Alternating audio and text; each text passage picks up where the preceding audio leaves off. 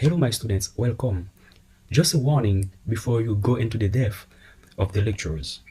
Before you start your learning, we want to let you know that Udemy will always ask you to give review very early, very quick. So which can sometimes frustrate you, somehow. So this kind of request is not from us, but it is from Udemy system, which is understandable. But because you just start learning and you see a pop-up that asks you for review might get you sometimes frustrated. So if it's okay for you, you can leave us a comment or rate us from that pop-up message from Udemy. But we would always recommend you to start learning first, and then according to only how you feel while you are learning, so you can leave us the feedback, some stars or some comments. They will be always appreciated, very appreciated, which will motivate us to provide you more and more knowledge, more information. Okay guys, so enjoy your videos, enjoy your courses. Hello everybody, welcome to JRDcademy. Hack yourself and secure everybody. Here is an overview of what you're gonna learn. But first thing first, you might want to get to know more about us. If so, please scroll down your mouse to the instructor area profile picture, and then you will get to know us. In this video and all courses, so you're gonna learn many interesting things. First thing first, in the part 1, you will have all the labs available to you for the training, which you can easily download for proceeding in an offline environment if in case you are without internet. You will know how to make enumeration and exploitation of websites, of some system, for example, of some computers in your network area by knowing the IP and scan the MAC address and do a lot of stuff with Metasploit and Burp Suite Pro and so on. You will know how to establish firewall in a network environment. You will know how to set the security behind it, and then you will know how to prevent DOS attack. You will get familiar with 2 of the most well-known website vulnerabilities or in web application, which is SQL injection and XSS attack, how it works and what it is exactly, how complex they are, and how you can manipulate them to exploit the vulnerabilities in a very well explained manner. You will know how to crack files, hack websites such as X files. If a file has some password in it and then you got to pay, or you have to find the secret key, or the registration number, you will know how to crack those files, even zip files and WAV files and so on. You will know what tools to use to make the cracking phase possible. As a hint, we use mostly x64 DBG, x32 DBG, or Oli debugger in either. All the information, guys, you will find them in our courses. All are required depending on what is your interest, so please check them out and check the content. And most importantly, you will know how to secure what you have just cracked or what you have just hacked. Hack yourself and secure everybody. This is our primary goal, primary purpose for these lectures, guys. So as we have said earlier, this video was a short video about what you will learn in all courses, what you will have in your hands. So we provide you a lot of labs so that you can train yourself and get knowledge and try to get into a system, crack some account after getting into the database system, so that you can find how to use some dictionary files and Kali Linux and do a lot of stuff. So this is just a short video. We are very looking forward to seeing you in our courses there. Thank you.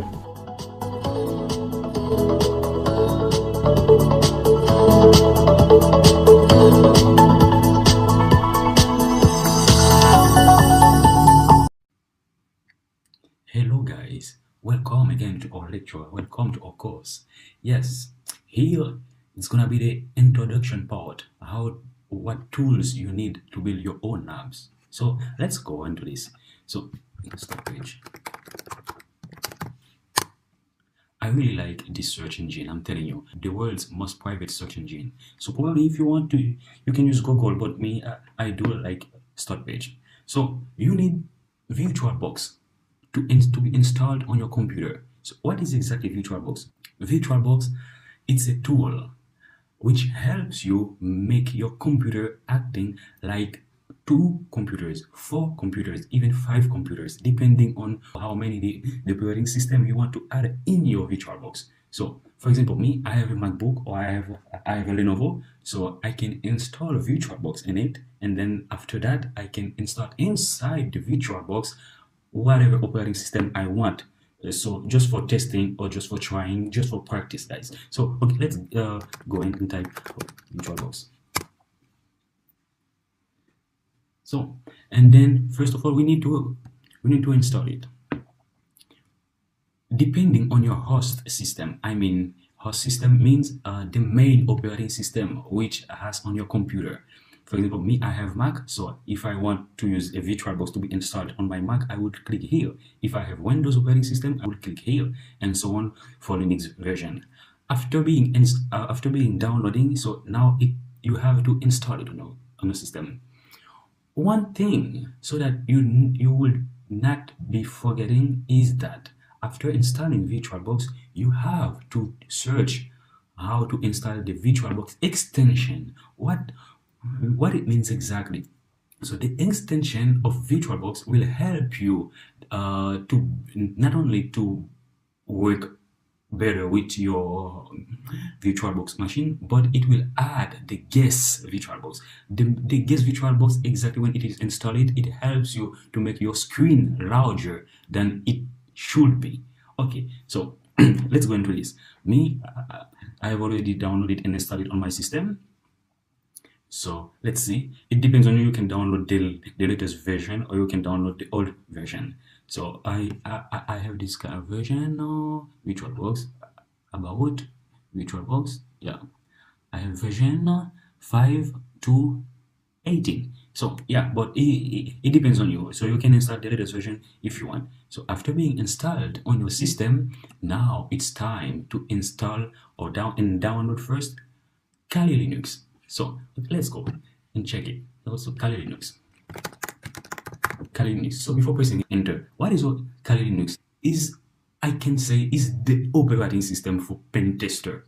So a pen tester who doesn't know what is Kali Linux, or it's like, so what is that? So you have to know Kali Linux. So let's say that. So penetration testing, exactly what is it? So it's a kind of you want to penetrate or find the vulnerabilities in a website or in a network. So Kali Linux is here for you. So if you have this kind of thinking in your mind, so you want to hack someone or hack yourself, exactly. So this is what we are going to teach. Hack yourself, don't hack someone. After hacking yourself, you will know exactly how to protect yourself. By the sound of it, you will be able to protect the whole world. So in cybersecurity, so it's good to know how to hack. It's very good. Nothing wrong inside. Nothing wrong. You have to know how to hack. But the one thing inside is that if you hack someone or a system which you are not allowed to, so now it's a problem. So you have to hack, but hack yourself just in order to know how to protect yourself and how to help people. So, okay, let's go and check exactly what is Kali Linux. So, okay, let's click here. Well, okay, you see, our most advanced penetration testing distribution, exactly, Kali Linux is here for that. So you can go and try to download it. So it depends on your host operating system. So if you are on Linux, so you choose the version of Linux and blah blah blah. So you can, after being there, so you can download it and then import it to your VirtualBox machine. Yeah.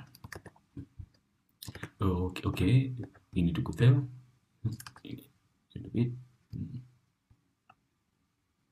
Okay. So yeah, after you have it downloaded in your system, so now it's the process of installation. So I'm gonna showing you how to make it. It's very simple, guys. You just click here. So okay, and then you click new. So okay, let's say Dual Kali, and then you click the version. So what kind of version I need? I need Debian. So Debian 64. So and click next, and again next, next, and click continue. So I would suggest you guys to put your operating system at least 25 or 30, something like that. You know, it will be better for you to have enough place on your Kali system, because you're gonna try it a lot and then you're gonna use it a lot. Yeah, and then create. So as I have my Kali already installed here on my system, so this it's just for demonstration. I don't need it, but just for the sake of demonstration. Well, so okay, now I have to go to the settings, details, and click on general just to build it. Advanced, what is it? Okay, so I have to put it bidirectional. So and then what's that? What here? Okay, nothing. So yes, guys, you have to know how to click and then click on everything just to see what kind of properties do you need. Storage. Yeah, here it's empty, so you have to import the ISO you have downloaded. So this is how it comes. Me, I have it already installed, downloaded on my computer. So you click here and then you choose the ISO you want. Me, I have this. I would click it here like that. So now it's imported, and then after I would just click here, okay. But before clicking to OK, so I have to make a few changes about my properties. So just in order to make my VirtualBox in my Kali machine works very well. So I go to audio, nothing special. So go to network. Yep. So if you are on a LAN network, I mean local area network with cable, so you have to know which kind of thing you use. For example, it's better if you want your Kali to have the same network as your host operating system. By the sound of it, if you want your Kali to be on the same network as your host operating system, it's better to use bridged adapter. So now you can try your Wi-Fi. You know, here it's my Wi-Fi, so it's okay now. Adapter 1, okay, it's not important anymore. And then let's go through them all. So serial port, it's not that important. So okay, here you can face some problem while you are on Wi-Fi cracking, and then it works better if you choose USB 3, because USB 3 has much more expansion than USB 2, so it has more capacity and more qualities. It helps a lot with more properties, so it's better so to choose these things. And then shell folder, nothing special. So and then after all you have to click OK. But me, since I have it already installed on my system, so it's just for the sake of the demonstration, I don't need it here. So I click cancel, and then I click here for deleting. I click here remove, then delete all files because I don't need it here. So I have it already installed on my system. So this is the process. Very cool, guy, I'm telling you. Very cool. So now in the next video, we are going to show you how to install Kali Linux, exactly how to make the system work. So thank you and stay tuned. Hello everybody, welcome to my advanced ethical hacking networking penetration.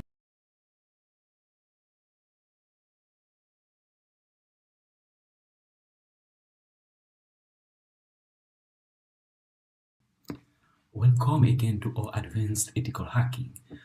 Today guys, so we are going to talk about BrainPan vulnerable labs operating system, enumeration and exploitation. So what is it? So we're gonna show you exactly where to download the software, as we already provide you this link. So okay, let's go straight forward in this.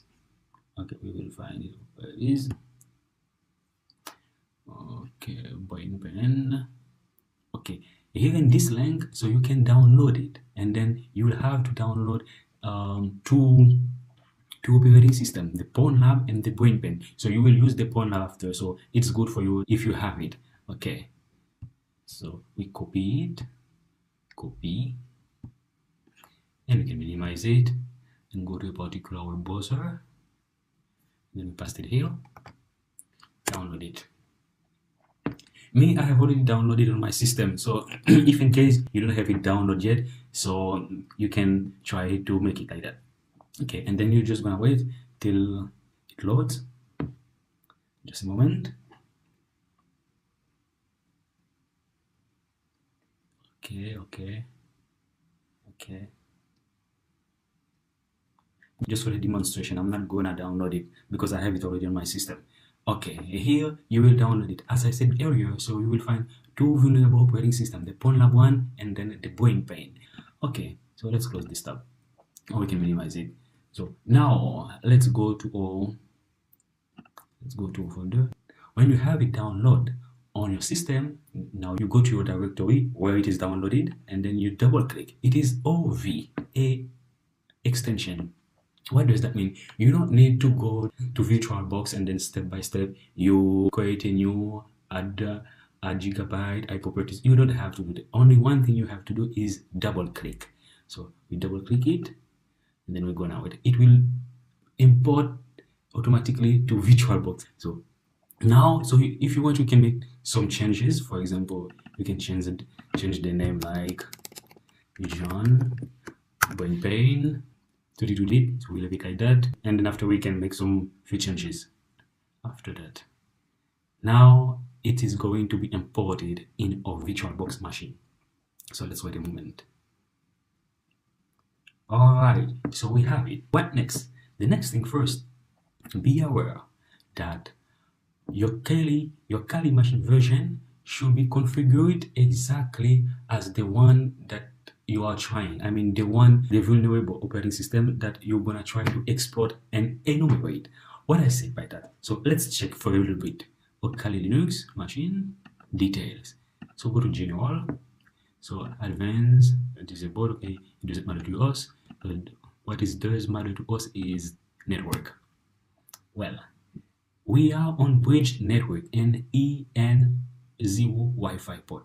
Make sure that your vulnerable BrainPan operating system, it will be exactly configured the same way as here in Kali Linux machine. So that's it, guys. So now let's go to BrainPan. Where is it? Where is it? Vision BrainPan. General. Okay. Still as default. We don't need to disable it, but if you want, you can put it as bidirectional. So yeah, and drag and drop as well. Let's see. Okay, now we go to storage. We have it already. We don't need anything else because we are not gonna import ISO file here. We don't even need to go there. So network, bridge adapter, EN0. That is good because that's what we need. Well, here it's nothing. It's nothing. Okay, port. Yeah, so if we want, we can put it on the tree too, but it doesn't matter because we are not gonna work with it and then we're just gonna hack it and exploit it. So yeah, we don't even need this thing, so we click cancel. But if you want it, you can click OK. So it doesn't matter. Yeah. Okay. So now let's start it. We are waiting a little bit, a moment. We start the operating system and we wait till it loads.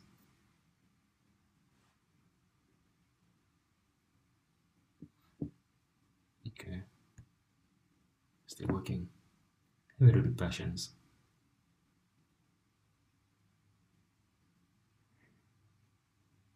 Okay.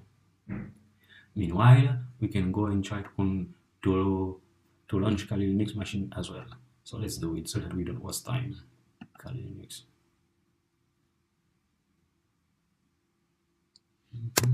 Enter.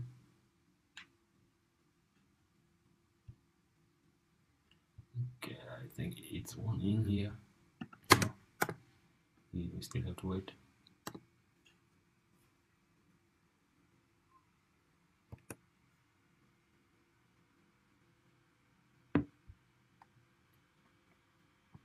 Now, okay, we can press the here. All right. So now if you try to click inside of this operating system, your mouse can be frozen. But don't worry. If you're on a MacBook, so you just press left command and then you will get your mouse back. Left command and yeah. And then I will try again. I click. I don't see anything, so I just can type, but it's still nothing. So I press command again, so I get my mouse back. Exactly. So well, okay, so Kali Linux is launching. So root and your password. So let's go.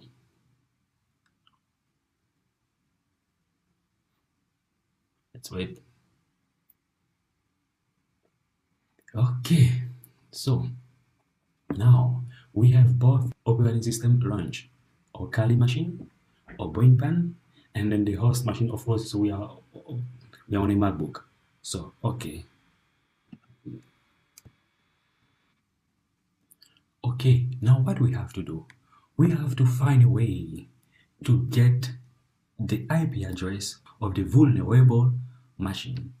And how can we see that? Yes, of course, we want to show you. And then bear in mind, when you want to hack something, or when you want to scan something, or when you want to exploit some information from a system, you always have to check and use your brain. As if you get to any page, try in such a way to get the source code, to view the source code, because it's very needed. Something can be hidden on PHP file or something like that. So to get as much as information that you need, of course, probably you will not find all the information, but the necessary information which will help you for your task. So you have to always try to view the source code no matter what. Okay, now let's see how we can check the IP address of that machine. We go on terminal here and we click.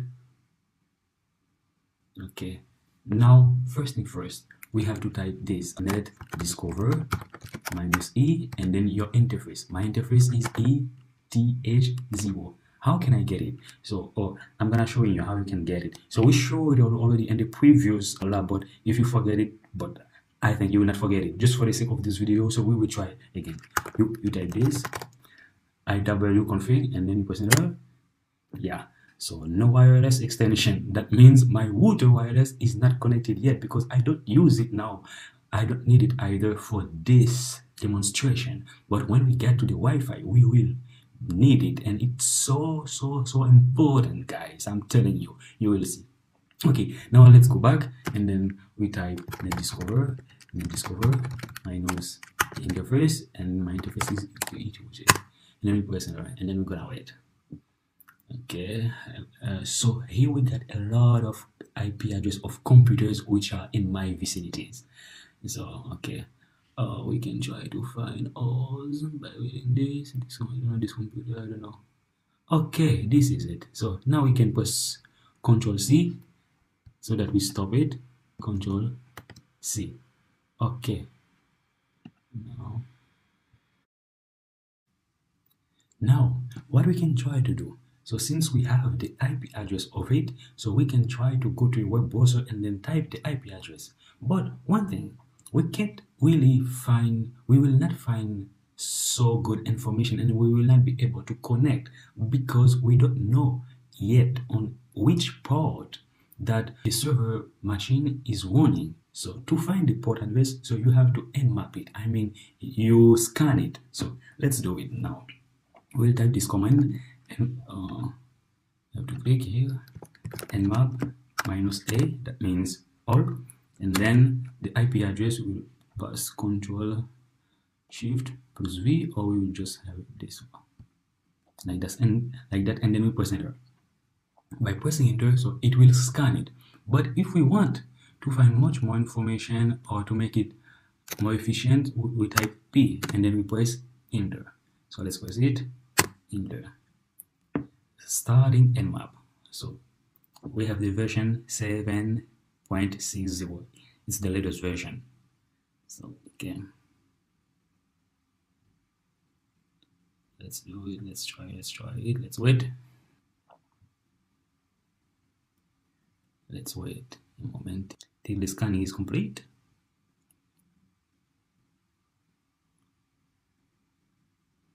Okay, good. So now we have to read what it gives us. Okay, let's check it out. HandsOn. Okay, we have 99999 port which is open, TCP port which is open. So good. So how much closed? Say 65,000 something. All closed. Okay, never mind. It's not important to us. Let's go down to find more port numbers. 10,000 TCP open. Okay, here this is the server on which the operating system BrainPan is running. So now we have it, it's 10,000. Now we can just go to Firefox and then type the address, IP address, I mean. We type the IP address. Okay, we're gonna wait. Okay. And then we paste it here.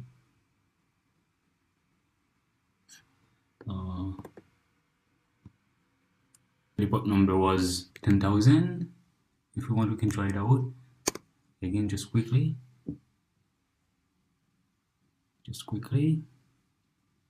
Okay, we're gonna wait. Yeah, so as we remember, so we can go up a little bit, where it is. Sample HTTP server, exactly. So now we're gonna go to Firefox, and then we paste and go. And then before that, we have to type, yeah, I forget that, never mind. Okay, here we are. So now, since we get here, what we can do, we can check for some information to read it. It looks like a page, not so much of information, but the best thing first, guys, you have to read and then try to figure out something. And okay, so yeah, so we can right click, then view page source.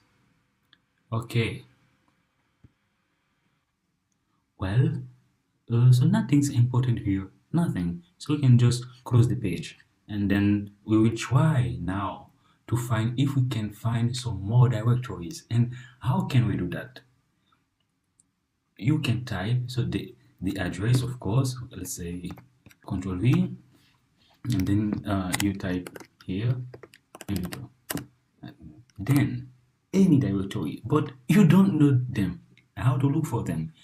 Using Derby is a terminal tool, so that it helps us to scan website or IP address of some vulnerable operating system, and then server, and then we try to scan it to find if we could find some directories. So let's go back to our terminal and then go like that. And okay, now we will type the Derby, and then we will press enter. Okay, so we type derp and http / the IP address of the machine. It was, I can't remember, so let's pass it. Yeah, and then the port where the server is running. So it was 10,000. 1 2 3 1 2 3 4, and then so we press enter. Well, it is testing, scanning the URL. We are going to wait.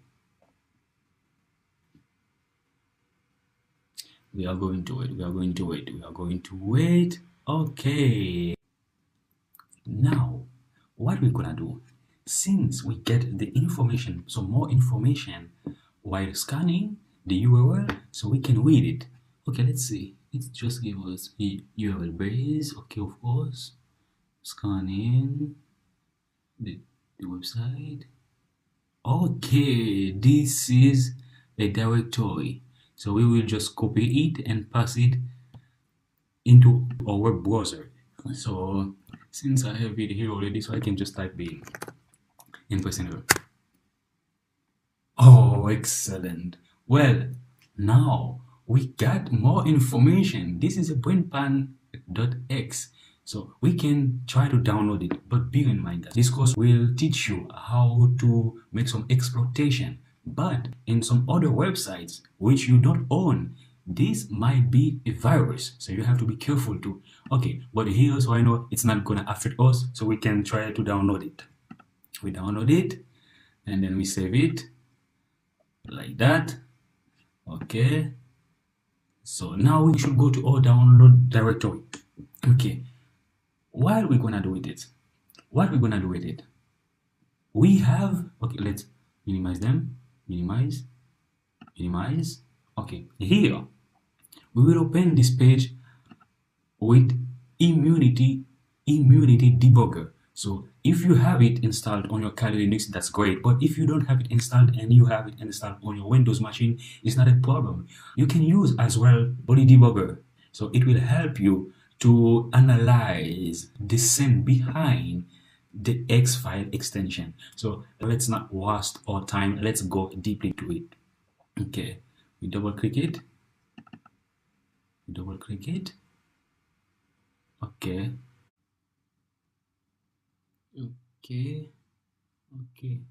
Now let's go to our Windows machine to see. This is our Win machine, BrainPan. Windows. Okay, so we have immunity now. As I said earlier, guys. So we have immunity on Kali Linux machine, and then we have it on Windows as well, because so we just downloaded just to make sure. So we have it on both sides if we want to hack Windows. Okay, so now we can try to find its IP address by typing ipconfig 166.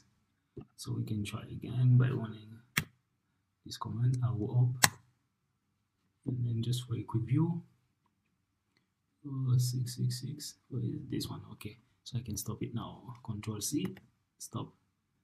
This is what exactly, yeah. So our BrainPan is this one. Okay, doesn't change. So, but okay, now let's try to open a new terminal. For typing. Okay, now we're gonna find. Okay, do we have it here? Let's see. CD download. No, CD. Okay, now so we can try to, because to change the color. Try to change the color. We can put it white on black.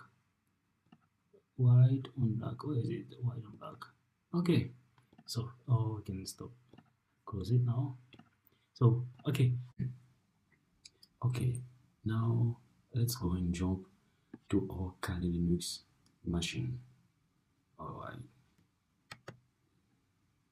So we're gonna try it. First thing first, so we can try the net discover, so to find the IP address of our Windows machine. Bear in mind, guys, if you take your computer and then you move from a place to another place, your IP network might get changed. So always when you are working on Kali Linux and with another lab, you have to save your version. For example, if you want to leave your Kali Linux for 5 minutes, save it and close it while you save the state, and then do the same for other labs.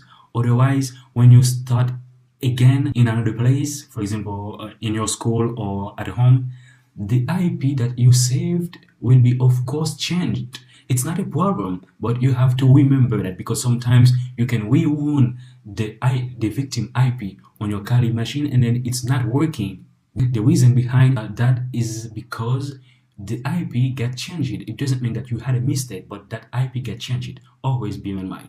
Okay, thank you. So let's go further. So as we did earlier, okay. So we can find it here. Okay.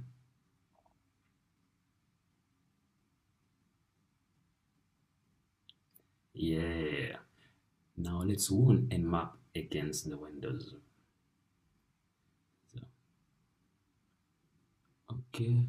So let's check the port number. We see TCP open address is 99999. Okay. So we do need some simple Python. So here are them. I will provide them, of course, in the resources of this course. Okay. Let's go and open one for the analysis.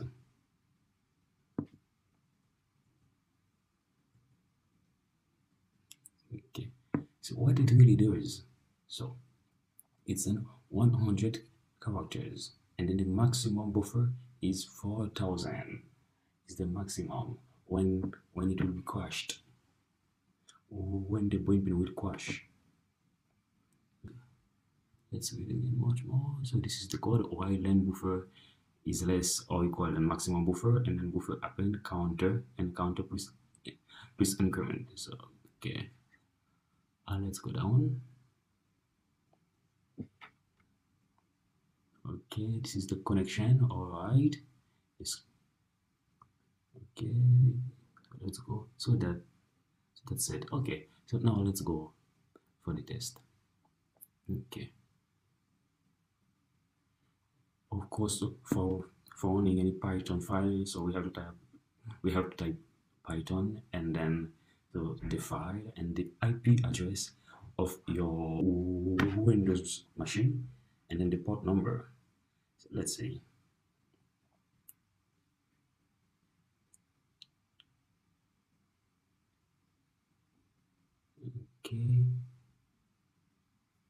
Okay. Attempting to crash BrainPan at 900. Okay, so let's go to now inventory debugger.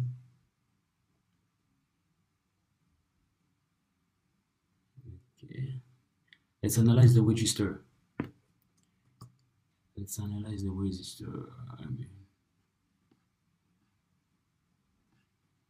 All right, we can check it. Okay, as we can see, so the register we have EAX. It is composed of 8 characters, FFF. So here, this part is all about 8 characters. If you can see, 311711F, 8 characters. Okay, so before going into the depth, so let's go back again to our Kali Linux machine.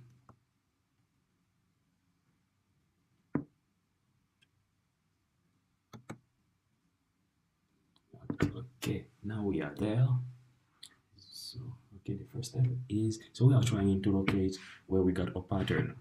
Okay, so okay, we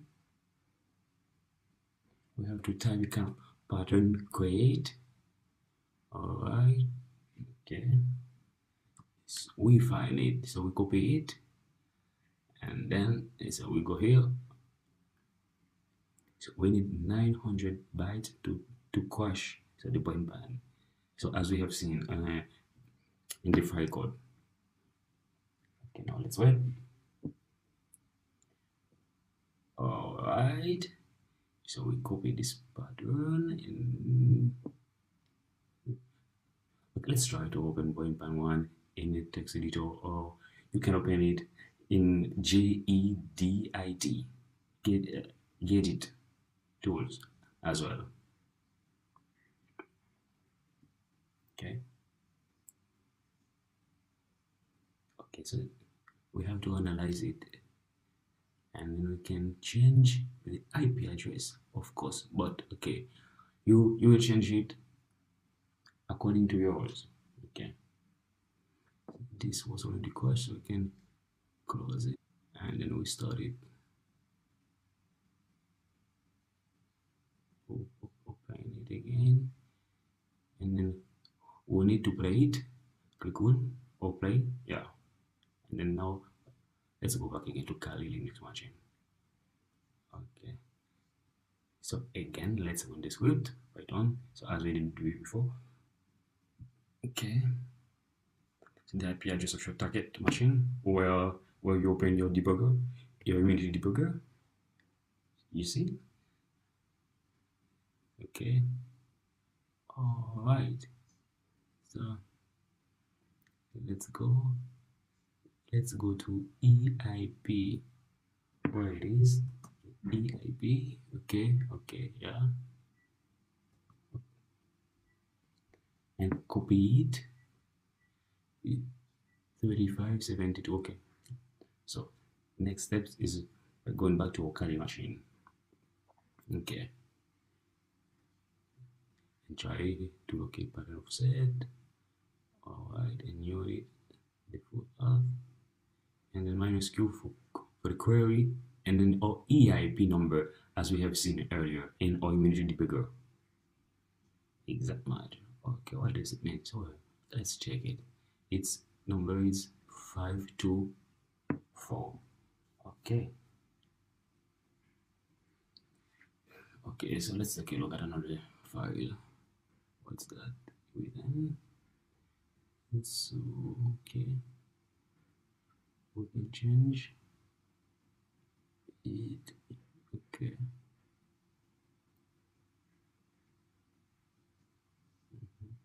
We analyzed it, guys, so to see. We have to find to override that EIP is saying in our immunity debugger. We have to find to. So let's run again this file against this. Now again we load it. Again went back. Click one, and then okay, let's launch the file against it. Okay. Okay, completed. Great. Our EIP now is 42424242.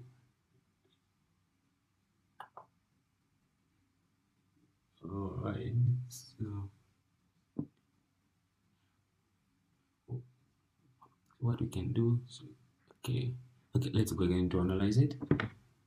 Okay, and then we have to restart it.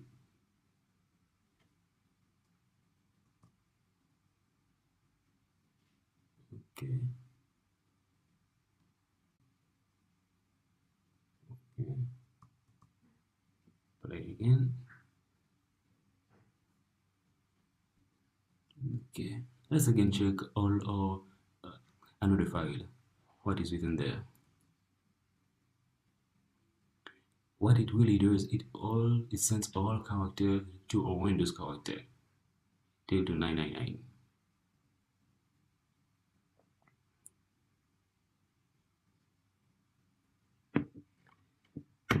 Again, we type the same command to launch it against it, to launch this file against Windows, of course, yeah. Now let's go back there to see if any bad character is launched against it. We're gonna check it. Look at the bottom. Okay. Let's see if all characters that we have sent were on the list. 0403. Okay. Let's see. Okay. F is the last one. Okay. Okay. So let's move on. We have to find the jump code of it. Jump, I mean the JMP. So okay, let's go back again to Kali machine. Then we have to use a shell script, and then let's try it. Nums a shell is the shell that we need, and then we locate it, show, and then after we copy it and we want it, jump ESP. Alright, here it is. So FFE4 is the ESP, and then we will try again to go back to our immunity debugger of the Windows machine. Okay, let's go below that one, insert it, type Mona. Okay, now we type it.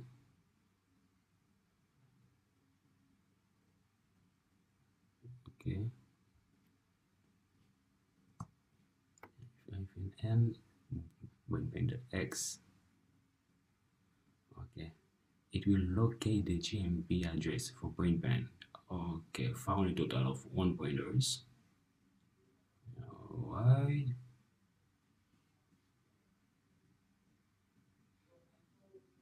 So this is the address we're going to use, and we copy it. Copy to a clipboard. Okay. Address, yeah. Okay. So let's say alright, BrainPan. Want it. BrainPan. Okay. So now it is started. So the listener is started. Okay. As we have stated earlier, MSF Venom is a payload, or it's a tool of Metasploit that can be used for creating virus or malware. So now we're gonna use it. All these comment guys, they are going to be provided in the resources file. So you type MSF Venom -p Windows shell reverse TCP and port. Of course, you can type any port and the host IP, the IP address of your Kelly machine, and we send the bad characters. -b is the bad character, x00, and then -f Python. So now we copy it, all the buffer bad characters. Okay. Now we copy it, and so let's check it, the Python. So we can open it as you want. If you are familiar with V editor, so you can use V editor. If you are familiar with Gedit editor, so you can use Edit editor. It really doesn't matter, guys. Yeah.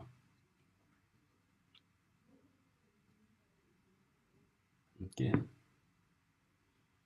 So let's take a little bit in what it does and explode.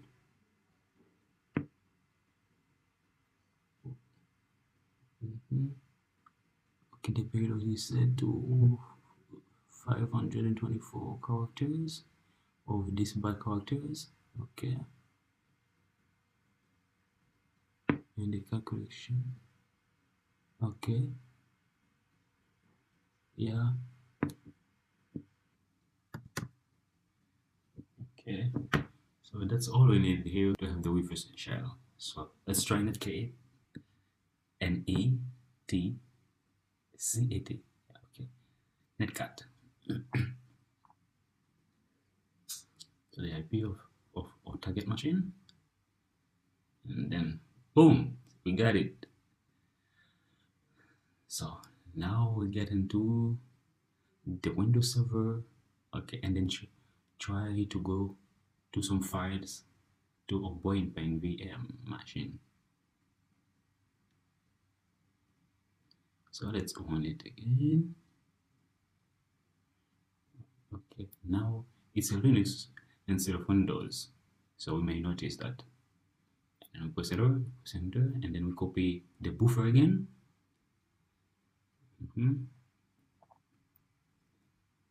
Okay. And then open the fifth one and pay the payload here. Yeah. Now we have a new buffer, and save it and run it again, BrainPan. Okay.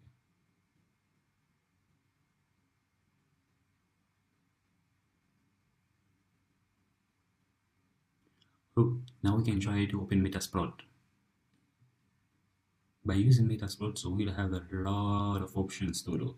So we type MSF console, of course, yeah, and then use multi and draw, set the payload, set the host, and set the port. Or you can, and after everything, as I said earlier, you can always type show options, and then it will show you your port number, your IP, and then everything that you have typed, just to make sure that everything was well set up. Type 1 or exploit, it doesn't matter. So then the reverse TCP is started. Now on the BrainPan, which we have saved in the VI tool, in the VI files before. Now it has launched. Let's make it bigger. Sending, open it. Okay. Okay.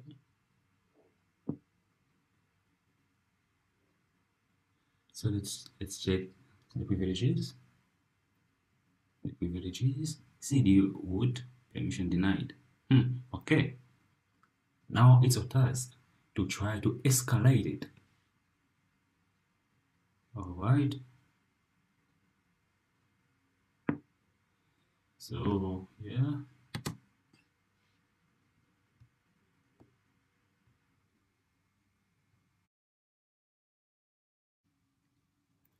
Okay.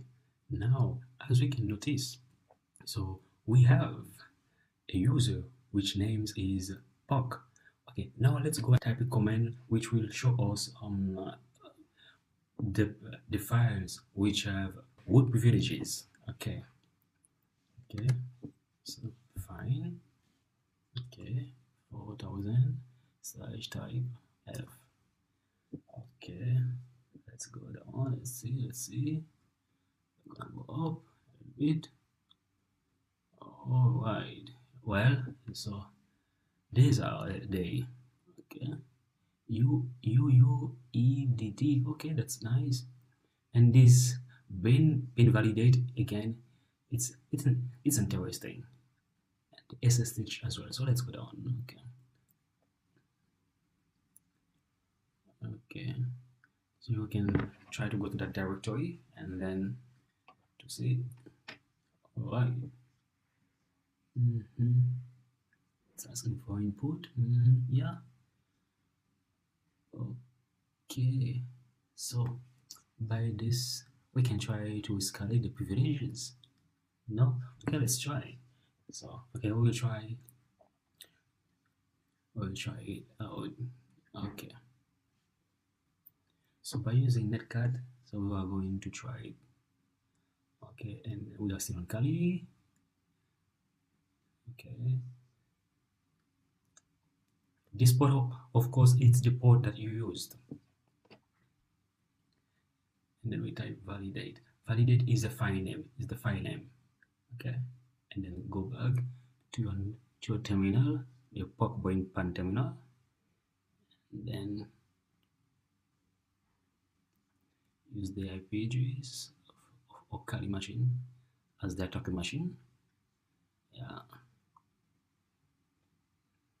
And then you put the path of the validate. And then you press enter. So now let's go back to netcat. Okay, good. File validate. Okay, that's good. So now we can make some analysis. Okay, so let's make it executable. That file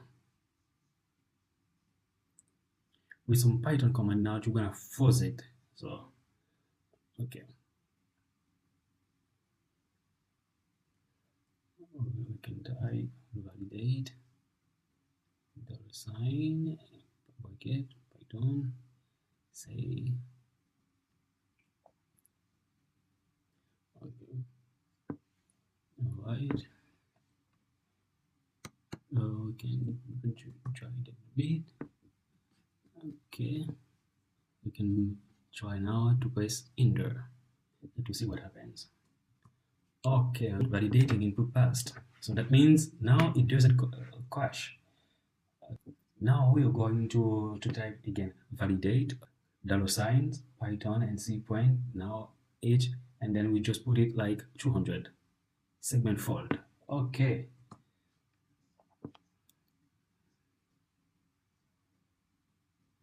Okay. We can try now to run it and the debugger, so to find out how it works.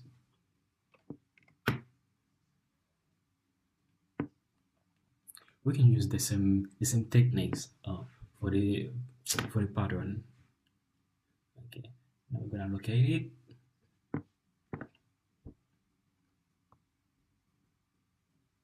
Okay, we can wait till we get a result, and then so now we can copy it. Okay, now we can type JDB validate. Okay, so now let's try to type 1 $sign and then try to paste it here. So what we exactly, and then so press enter. Good. So this is the value now we're gonna use. See, we have to note it down. It's again 8 characters. Okay, copy it.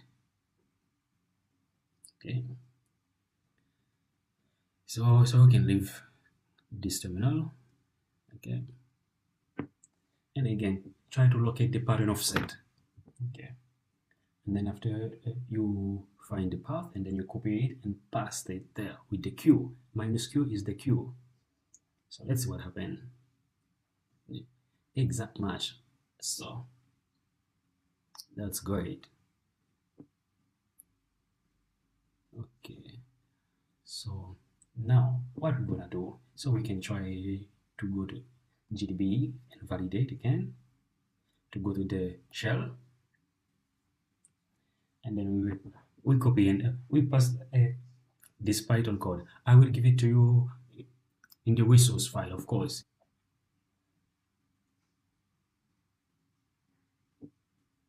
Okay, we should see what is the EIP, what is its component of characters. So let's press enter and then good. All right, let's have a very good view about it. EAX. Okay, good. So now we have 200. That 200 is the maximum that the file crashed. Okay, so it's gonna be to C character. So however, EAX can't be to instruct the shellcode injection. So now let's see OGB dump to find what we need.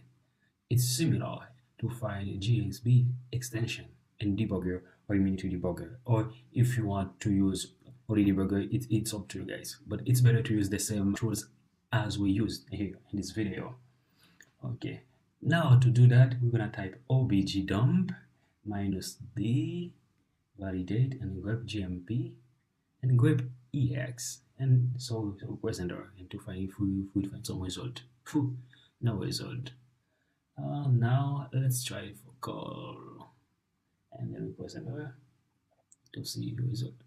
All right, here we go. So we have two call EAX. Okay, here are them. So let's use the first one to start. Just copy it. It's gonna be the address which we're gonna export. All right, so now we have to find the character which is not good. I mean the bad characters. Okay, so that we make a good analysis. So all these comments will be provided, of course, in our lectures, in our resource. So okay, we can again type gdb and validate to go to the shell, and then we're gonna run this command. It will send 116 H characters, followed by 4 B characters here, and then send it. Okay, so let's run this command x/100 ex just to see the overlay and registers in our immunity debugger. All right. Yeah, starting from where? From 01010142. Okay, we can try to verify it. Okay.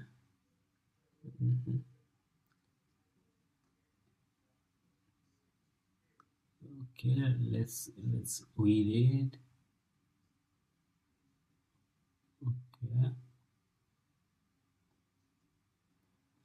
Okay, now we're gonna try to load this payload using MSS Venom. Okay, excluding the bad characters. Those bad characters 0009, 08, 10, 20, and 46, which are in the format, which will be in the format of Python. So we press enter. So we have a buffer. Okay.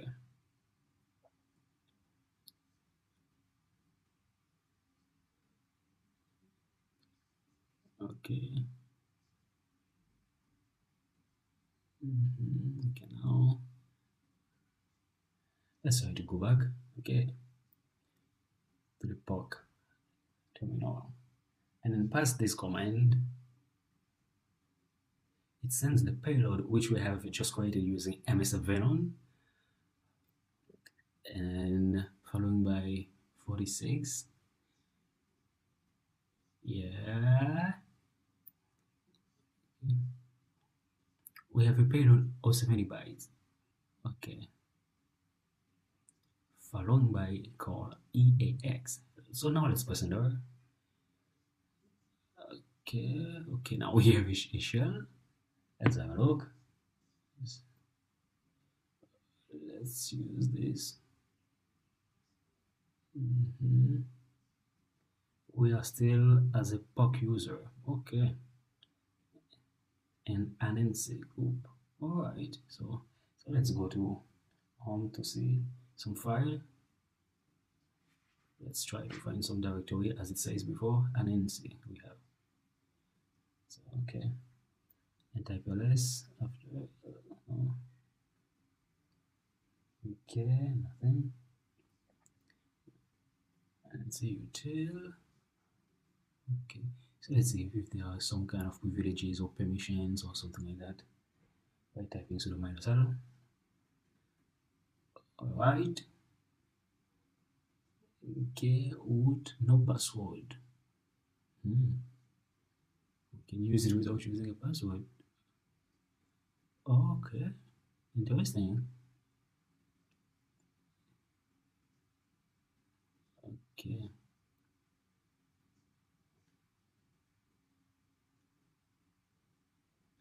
Okay.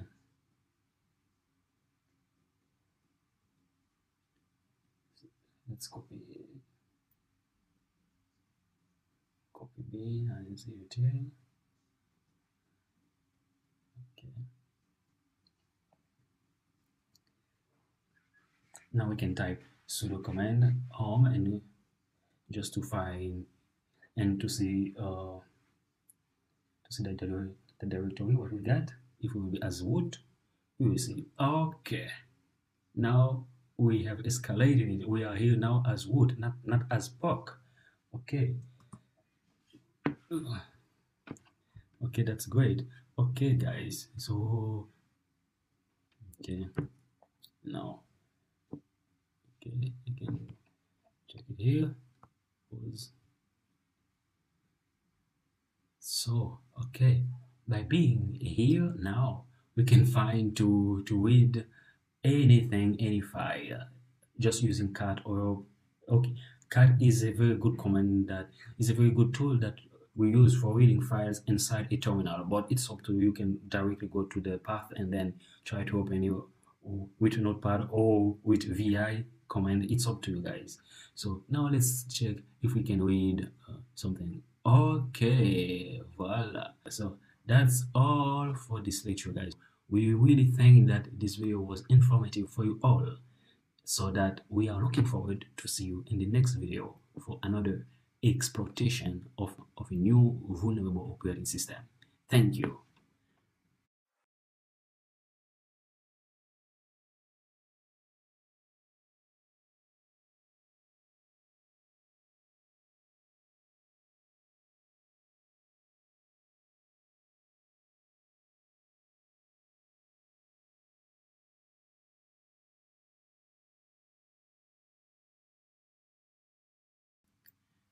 This lab will focus much more on enumeration and exploitation of WordPress Turnkey. Okay, so let's go into it. First of all, you can go to Google or go to this page and type Turnkey. Turnkey. Okay, we have it already here. So press enter. And then we go down. then we choose. So here guys, you have a lot of options, so it depends on your work. So you have a lamp stack, you have file server, you have OpenVPN, you have own cloud, you know, you have many things. Let me see if we have, if you have Joomla, you have Postgres. Oh nice, you have Joomla. Yeah, you have Joomla. You have a lot of lab, you can practice yourself. Okay, but here, so we're gonna choose this one, so WordPress, and then you click here to download it. So after the download is complete, now what you have to do is go and install it into Virtualbox machine. So okay, we're gonna wait a moment. It will take us this hour, but it's not true, so we're gonna wait a little bit. Okay,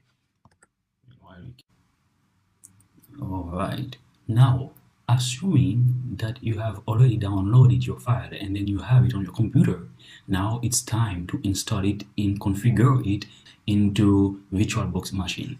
So let's go and open a Virtualbox. So now we're gonna create a new, let's say it will be Turnkey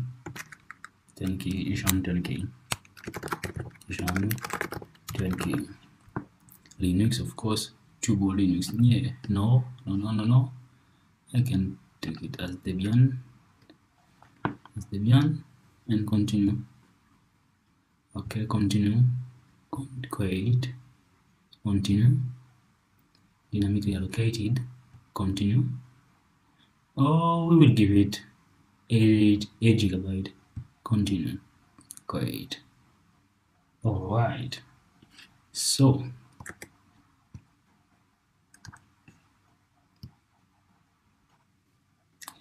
let's make few configurations.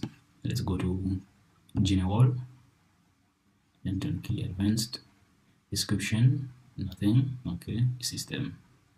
Okay, we'll let it as default, display as default, storage empty. Okay, now we're gonna choose our file that we have downloaded, this one, Turnkey. Now it is there, network. We will put it exactly as we have our Kali Linux machine configured, bridge adapter. Okay, now we are on LAN, so we click OK, and then now we can start it. Start.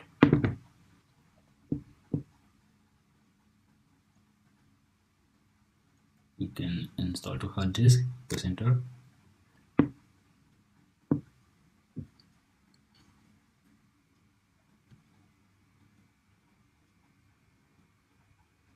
Okay, then use the entire disk. Yeah. Okay. Why the changes to this configuration? Let's make it no. Okay, let's make it yes. Okay. We're gonna wait. Right, amount of volume group to use for variation. Okay. Why the changes to this? Click yes. Yeah. We're gonna wait.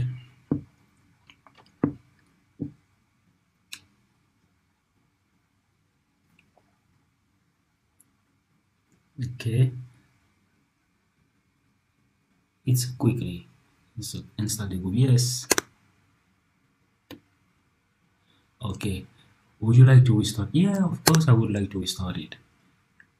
Okay, so this is how the process is working, guys. So nothing as difficult. So now you're gonna press enter to start because it is a Linux based machine. We are going to wait just a little bit. It's time now to enter your credentials. Please enter new password. Okay, so we can type the password like anything, so it really doesn't matter. So now you type your password, and then after typing your password, what you have to do, you have to retype it again. But be careful, you have to read, because here in this part we have some requirements. The requirements is that the password must be 8 characters long and stuff like that. So let's start it. Let's put something like blah blah blah, and then we press enter, press tab, and then okay, confirm password again. We type it, and then how to type. Okay, and then press tab to go to OK. Press enter. Now please enter new password for the MySQL admin URL. Okay, so for the MySQL, what we're gonna enter is something so similar so that we don't forget. Blah, and then the same thing, and then press enter. I have to confirm it, and then the same thing, and tab, go to OK. Now it's on OK. It's okay. Enter new password for the WordPress admin. So we can try to type the same password as we type for MySQL, or you can type anything. But me, I will not make it so complicated. And then wait a moment, so I will type the same password, and then go to enter. Okay, confirm it. Go to OK and press enter. Okay, please enter an email address for the admin. It's not important. You can go to apply and click apply. So turnkey and migration save. We can skip it. It's not important either. It's not really important. Okay, so we can go to apply and skip. Press enter. Enable local system notification would to be forwarded to your background inbox notification. It's not important. We can skip it. Skip. Enter. To skip or to click, you just press tab, guys, and then this can take a few minutes. You need to be online. Okay, so we're not gonna skip it. Now we can just press enter because it is on install. We press enter, and then now we're gonna wait.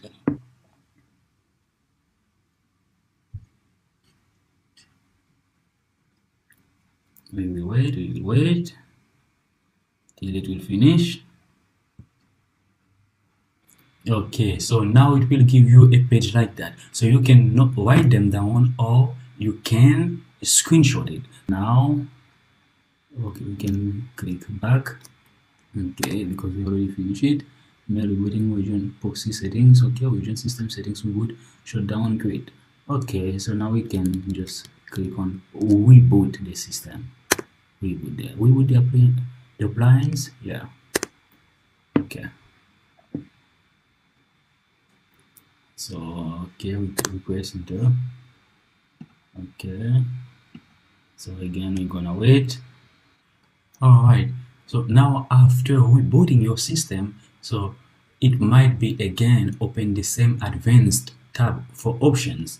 So what you have to do, you have to now don't click on reboot, just click on quit so that you have this page appear. Okay, now everything is done. It's the time now for hacking phase. Let's go and start up our Kali Linux machine. Okay, so go here, Kali machine, and click start, and then we're gonna wait. Okay, now since you have your Kali Linux machine opened, now what you have to do, you have to be able to detect on which IP address is running turnkey machine. So how we can find it? We can just type again as usual net discover command to find it. So but it has to be one. You should not close it. Okay, we are now on Kali Linux machine, so let's go. Okay, so it's open, so it's not a problem. Now let's go back to our Kali machine. Let's go back here. Okay, and then what we have to type is net discover, and then press tab to see it, and -i ATH0. This is my interface, guys. If you want to know your interface, what you have to do is by typing iw-config, and then you press enter. If you want me to show you, so let's have a quick view. Okay, like that, and then you press enter. You see, now I see mine, so mine is running on ETH0 interface. So now I can type net discover and tab, press tab, minus my interface is ETH0, and then I press enter so that I can get the IP address machine. I have to pause so that I know it. Let's wait a moment. Let's wait.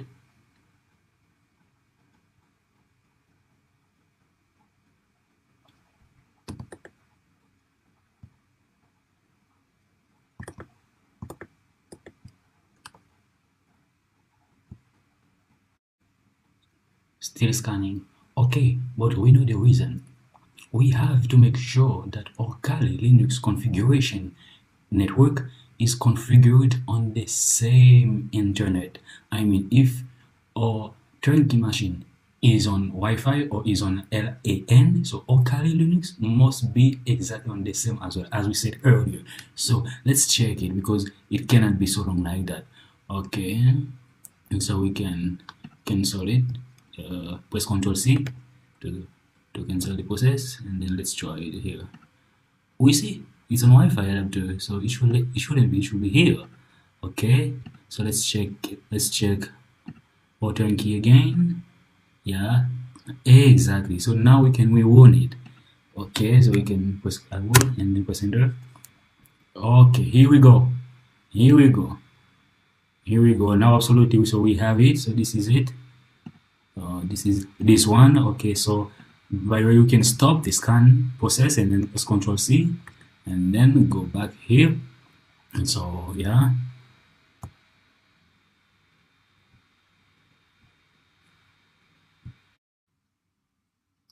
okay, what we have to do now is we have to ping the IP address of our turnkey machine. So let's ping it so that we can check if the internet is working there. Okay, ping, and then we go to it, this one, copy, we double click on it and then we copy, and then we paste it here, paste, and then we press enter. Okay, if we see something like that, that means internet is working there. Great, so press Ctrl C to stop it. Okay, so now what we have to do is by going to your web browser, either Google Chrome or Firefox or any other else that you have on your Kali machine, and then you copy and paste the IP address of your victim machine there, and then you click paste and go so that you see the information. Okay, welcome. Okay, this is the page that you're gonna see. Now, as you have already set your password while installing it, then you can try to log in as admin, so that I hope you really remember your password that you have put.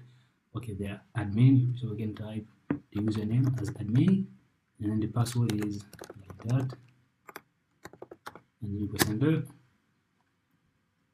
so that we get into the dashboard. Okay, now we get into the dashboard. Now, what we have to do, we are here in the hacking phase. So you go on your terminal, or you can open a new one, but you can still work on this one. And then what you have to type, you have to scan the website, I mean the IP address of the victim machine, because since we know that it is a WordPress blog, so we're gonna try to force scan it. So let's type it. PwnScan. It's the tool from Kali Linux, which is exactly for WordPress. Then we type this, and then we passed the code. We passed the IP address. The IP address is this, and then we press enter. Okay, cannot find such file. Okay, well, let's clear it. If you face some problems, some errors while typing WP scan, so don't uninstall anything, don't purge anything, just use this command I'm gonna provide you now. First thing first, you're gonna type this command. Let's say aptitude apt get install ruby -dev. This one, this one, and then you press enter. And then the second one, to fix that problem, you have to install FFI platform equal ruby. This one, FFI 2- platform equal ruby. And then the third one, to fix it, is you have to install YAL ruby. Is this one? No, this one. Epsilon JL -ruby. And then The next one is you have to install some dependencies. libxslt dev libxml2, and then you press enter after every command. Then the last step is you have to install nogogiri 2-space 2-use-system-libraries, and then you press enter. Now when you type this, you have to see it works now. Voila, here we are. Okay, now we can go back to autopic. Autopic is that we have to scan the IP of the victim machine by typing this one, HTTP, this one, and this 166, and then you press enter. Okay, let's say yes. Okay, now the database is updated. Okay, and the scanning is started. Great. All right, as you can see, we grab a lot of information, a lot of information. You can go a little bit above and then try to see to read it. Sometimes you will see so many information here. So we see that the strong plugin behavior XSS attack, interesting. CGI bin, again interesting. In the next lesson, so we're gonna explain them exactly how they are. Now if you want to know how many user account that this WordPress has, you can type again this command. You press Ctrl+, you press arrow up, and then we modify it like that. Modify it like hyphen URL, and then we go like that, and then hyphen enumerate and you, and then you press enter, and then it will start the scan. Now what you have to do is just wait. Exactly, we have one login. So now if you want to crack it, you can do it via your dictionary file, or you can find a file from Kali Linux machine. Kali Linux has built with a lot of dictionary file which you can use to crack for brute forcing attack. Okay, so let's go there. Let's go there.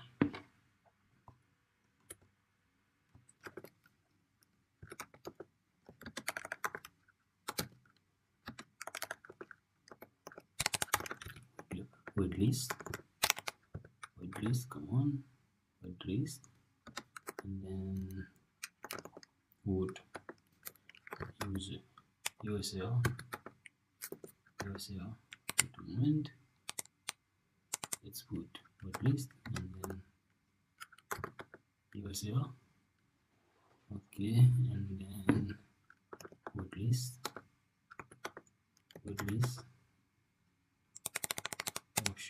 First and then now word list. Okay, first track, we can try this one. And then now the first track is a dictionary file, and then we compare it. We forget the IP machine. This one plus 1.1.1.66. So yeah, okay, we have to put this. Okay, now we can press enter so that we crack it, and this, what it's gonna do, it will compare our dictionary file against the IP machine that we have as target. Okay, so this scan is running. Let's wait. Okay, it finds it.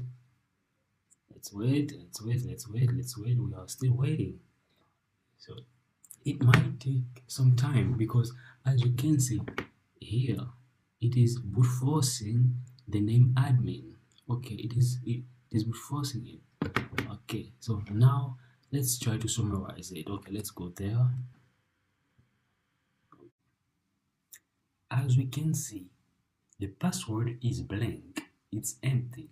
So that means when we have that username login admin and the name admin -turnkey, they don't use password. So obviously you can try it with how many dictionary files you have, how many dictionary files you have, and then you'll find the same result. So that's it for today, guys. But before ending everything, by the way, so while you start your Turnkey machine, it might come with a terminal like that, WordPress login. What you have to type is you have to type the root as the WordPress, and then you press enter, and then you have now to put the password while installing, while configuring your Turnkey machine. We type, oh, it's like blah blah and this, and then we press enter. Here we are. Now we log in as root, WordPress. So I hope you really enjoy this video, and then we are looking forward to see you guys in the next video. Hello everybody, welcome to my advanced ethical hacking networking.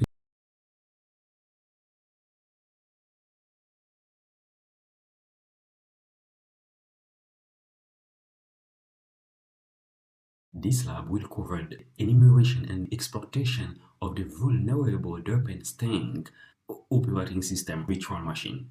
Okay, so let's get into it. First of all, you have to download it and install it to your Virtualbox machine. So go to your files and resources, and then put it here. So you're gonna copy this link, right click, copy, or Control C or Command C if you are on a Mac, and then go there, you paste it here, and then you press enter.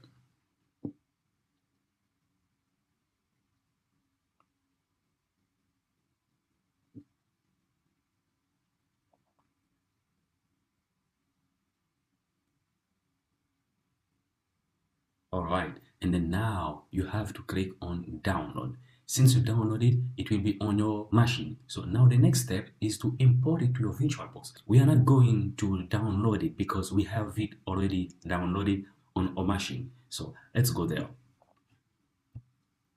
Okay, here is the file. Begin here. Okay, here you have to double click. So now you can change the name. So let's say, for example, I call it Jean DerpnStink. Okay, and then let's see if we can change again. Okay, it's okay, and then you just click on import. It might take a few seconds. Just wait a little bit.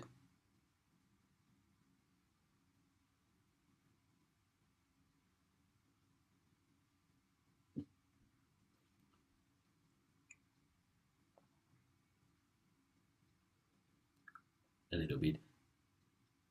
It's more than half. Okay, so we can wait. Okay, as we said earlier, so we have to always try to get the IP of your victim. It is the first target that we have, because if we can get the IP address of a victim, so we can have a lot of information, not only the IP address of course, but we will scan the IP address. We can use Nmap, Zenmap, Nikto, Derp, you know, a lot of stuff that are there. So you can use it. Okay, so now it's okay. We can try to go there and then try to make few changes again. Go to your general, advanced, nothing is there. Description, nothing. Okay, system, everything is okay. Not in the word, everything is okay. Not in the word part. Okay. Storage, okay. Audio, good. Network. Now, the first thing you have to do, because you as an attacker, you're going to use the attacker machine Kali Linux. So your Kali Linux must be set up exactly on the same thing as bridge adapter network. Guys, by the sound of it, so probably you will ask me, so and then how my victim will know that I'm on which network adapter? No, we said that because we are going to work as an attacker as well as a victim, because we use the same machine, so that's why we use Virtualbox machine. So it doesn't matter if your victim really doesn't use the same network. It doesn't matter. We use it because we use the same host machine for both of them. By the sound of it, if we check something here as widget adapter, and then our Kali Linux version machine must be on the same widget network. But let's say that I have another computer, Lenovo or Acer. So if my victim operating system is on another machine, I don't mind. But one thing is that be aware that you are on the same network. When I mean by the same network, I mean if you are on LAN, LAN, local area network, and then your victim machine, make sure that they have a cable as LAN connected, or if you are on Wi-Fi, just make sure that probably your victim use Wi-Fi, and that's said, that's enough. They don't need to be on bridge, on internal network, or something like that. No, you don't need it. Just for the sake of this practical lab, we use Virtualbox machine, so we use the same network adapter for them. Okay, so that's it. So let's click on OK. Oh, before clicking on OK, we can go here. Nothing. Or we can go try to get it. USB. Okay, it's on, so never mind. Okay, now we can click on OK. Now make sure that your Kali Linux is on Wi-Fi bridge adapter. Yes, it is. So we see it, but if you want to make sure, so we are there. All right. So now what you have to do is to start your Kali Linux machine and then start your derp machine. So we're gonna wait a moment till it loads.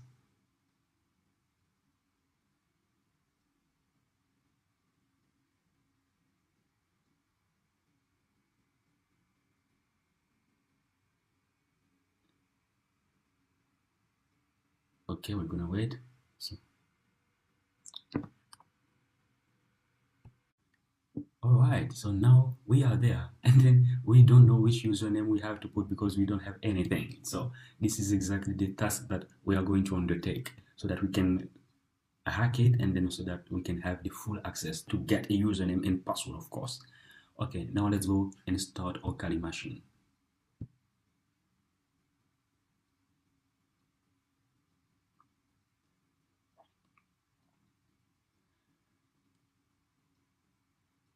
Okay.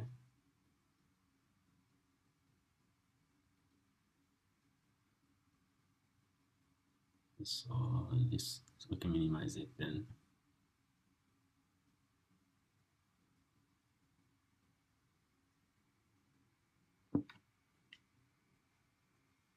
All right.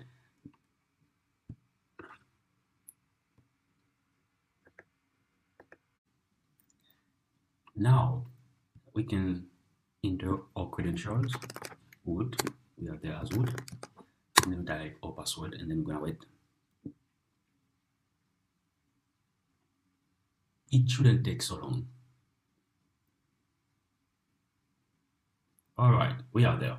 So now what we have to do, we have to find a way to get the IP address. It's our first task that we have to do. So we can change the color to green. Okay, so let it like that. Okay, we have to determine first our interface, the Kali machine interface, so that we know. Okay, so we start iwconfig, and then press enter. Okay, so we have it on ETH0. Now we can try to then discover it. And discover tab, and then -e, and then so that we press enter so that we get the IP address. Okay, and then press enter. Now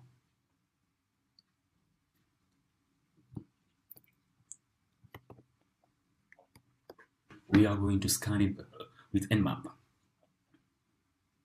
and then -a after -a, and press enter. Okay, now we're gonna wait. Okay, so now we can try to see how many services that are open. So FTP is open, SSH is open, okay, good, and AT is open. It is Apache or server. Okay, now let's go and try the browser. Type the IP address. Okay, this is how it looks like. Always remember, guys, as I said earlier in the previous videos, so you have to check the source code always as an attacker, because sometimes files or text can be hidden there. Okay, now let's try to open it in another tab. This is some information. You see, you got it? So you can leave it here or save it to a file, Here we have a flag again. So let's copy it and paste it somewhere just to remember it after. Okay. So go to minimize it, and then we are going now to a terminal. Okay, make it bigger. Now we type derby, the IP address of DerpnStink, and then we press enter. Derp helps us to find more directories into web link. Okay, so we find a lot. Okay, so remember what we have found earlier in the text file. And then, okay, this is how we get it. Okay, we copy that. Went under the terminal.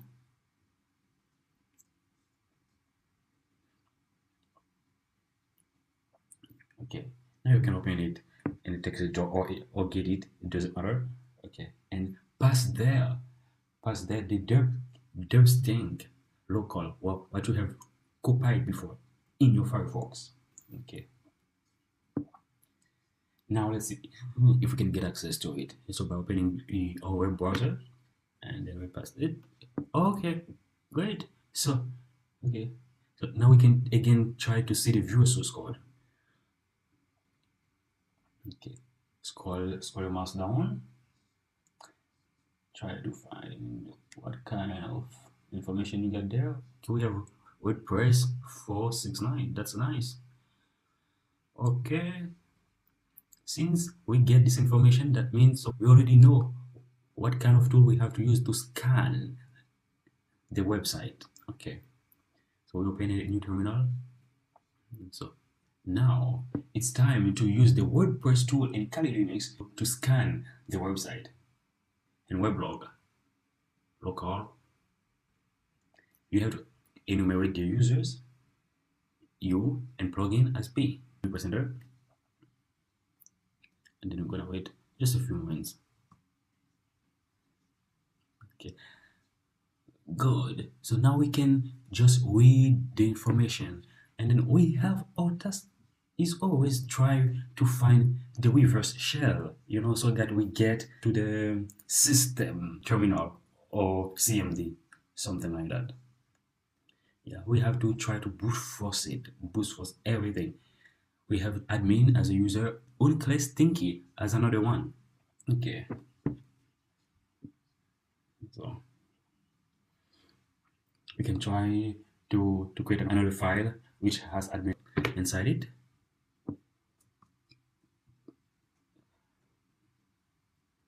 Okay, and then we put it enter, and then we will still use the WP scan just to scan it again.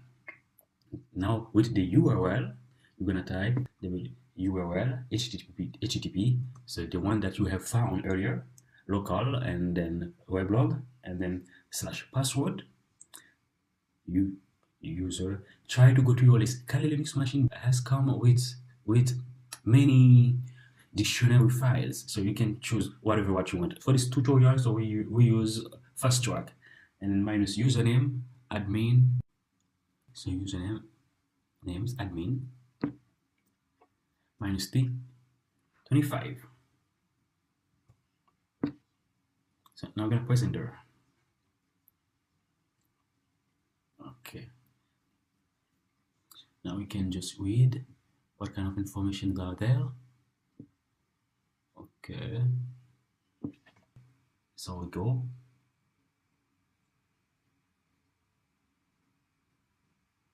So we're gonna download it. Everything will be provided, guys, in the resource file. Save it. Now we're gonna go to the download directory to extract it.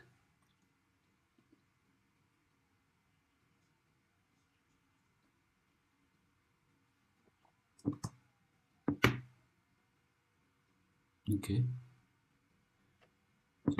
Okay, now we can go there. Go to the open up a terminal.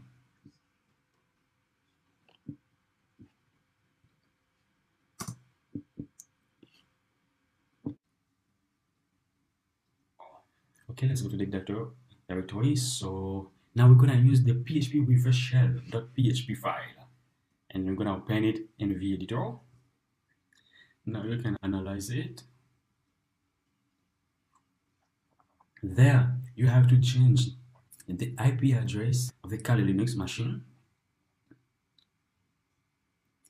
and then the port you can leave it as default, or you can change it. It depends on you. Save it and close.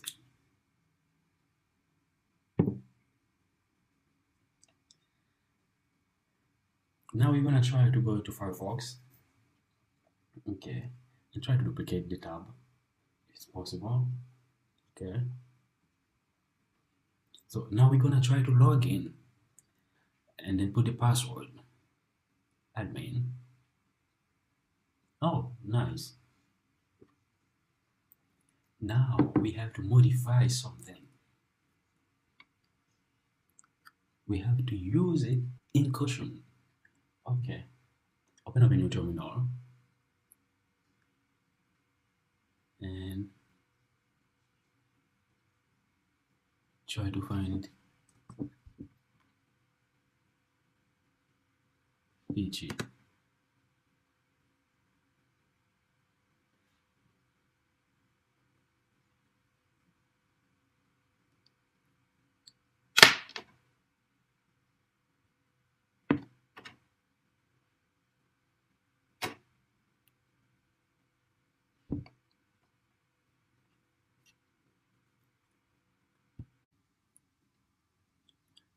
So we got to listen the communication. Okay, so that's why we use netcat. Okay, let's pause it.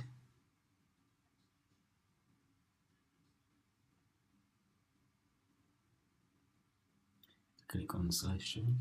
Okay. All right. Good.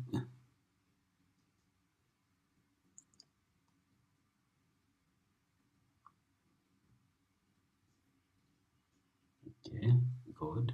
Now we Python it. So this code we use a lot. I'm gonna try to erase it. Okay. So now we can type password and then try to find HTML. cd var HTML. Okay. Now let's try to go where our WordPress is installed. Okay, so it's there.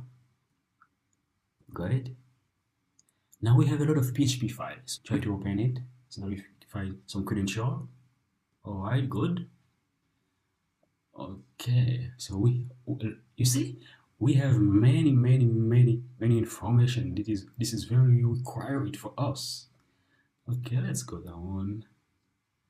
And okay, so let's go back to see what was in our terminal of Derby. Okay, so this page seems interesting to us because it's the database files. So it's the database path. Okay, so now what we can do, we can try to insert, enter our credentials that we have found earlier in the terminal. You see, boom, we are there. So okay, now let's make some checks. Just try to click and click. Try to go to users, to database, any kind of information that you might find useful for you guys. Okay. We see some user paths. They look like hashed or encrypted. Okay, but it's probably hashed like MD5 SHA-1 SHA-256. So what we're gonna do is try to copy it and then try to see if it is from MD5. We can just try by trial and error. Okay, now we can check it. Okay, so just copy that, copy it, and there exists a very well-known website, this one, cockstation.net, and then copy and paste it and paste it there, and make sure that you are not a robot. And yeah, so click next, click on crack hashes. Okay, so we got it. Okay, highlight it or select it and then copy it. So we had many services which were opening. So in our Nmap, let's try to go to FTP because it was open, and then let's try to go, yeah, and then we're gonna try a password.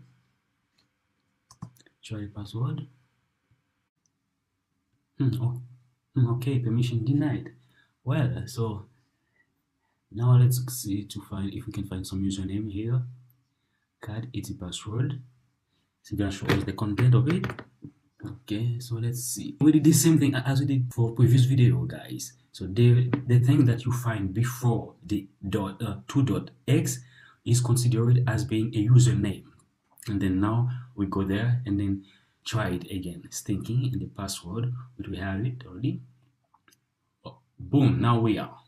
That's great. So let's try to analyze it.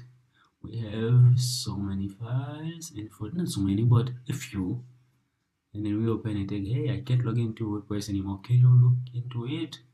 So, okay. We can read the messages between Stink and Mr. Derp. Okay. Okay, so we can try it out. And now we go back and then try to click now on SSH. This is the private key that we get here. So you can have a note of it so that you don't forget in the future. So now we're gonna open up a terminal. We're gonna open up a terminal, and then so make a new file and then name it as whatever what you want. So pass it and then save it and leave. Okay. Now you can try it. Try to SSH it and then IP key, the one that you get, and then press enter. Alright, so we are there as Stink. That's very good. Okay, so let's go here. Okay. So try to go to desktop to see if there are some files. Oh yeah, there are. So try to open it using cat or using gedit or vi. It depends on you. Okay. Then we see full permission denied. That means we are not there as root, we are there as Stinky. Okay, and then we have to find a way to escalate the privileges. Now try to locate the pickup, all pickup file extension. Try to locate them. So at this point, so you have some options that we can have TCP, which is there, or you can try to ship the files to Calenus, and or you can use Wireshark, or you can use TCP dump. It's up to you. But me, I like Wireshark a lot. But since it's a user interface, so and then now we are in a desktop terminal, so we can use TCP dump. So it doesn't matter. And then we just copy the path, and then pass it there.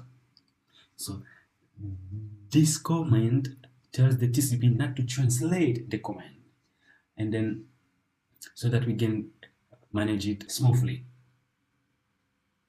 Okay, we can try to look after it. Just try it. Okay.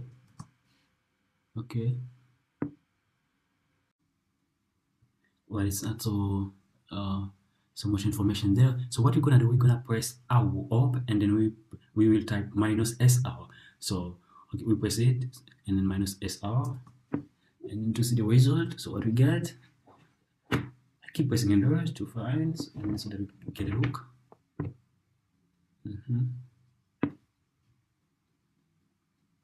Might be so big, this part.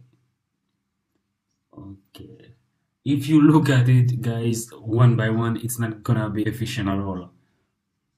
So I'm gonna try to close it. Press up and go back there.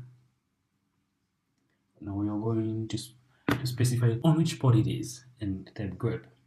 The password as well. Okay.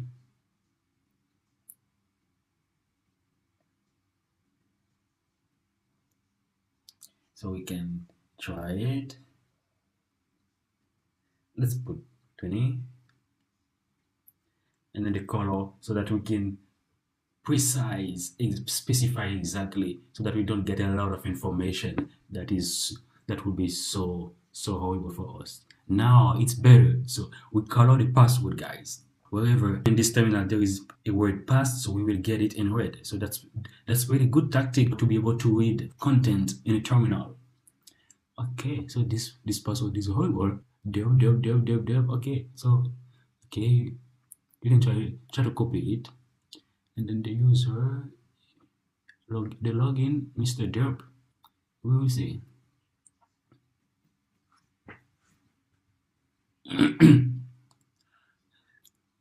Okay, so now we're gonna try to do something with the password.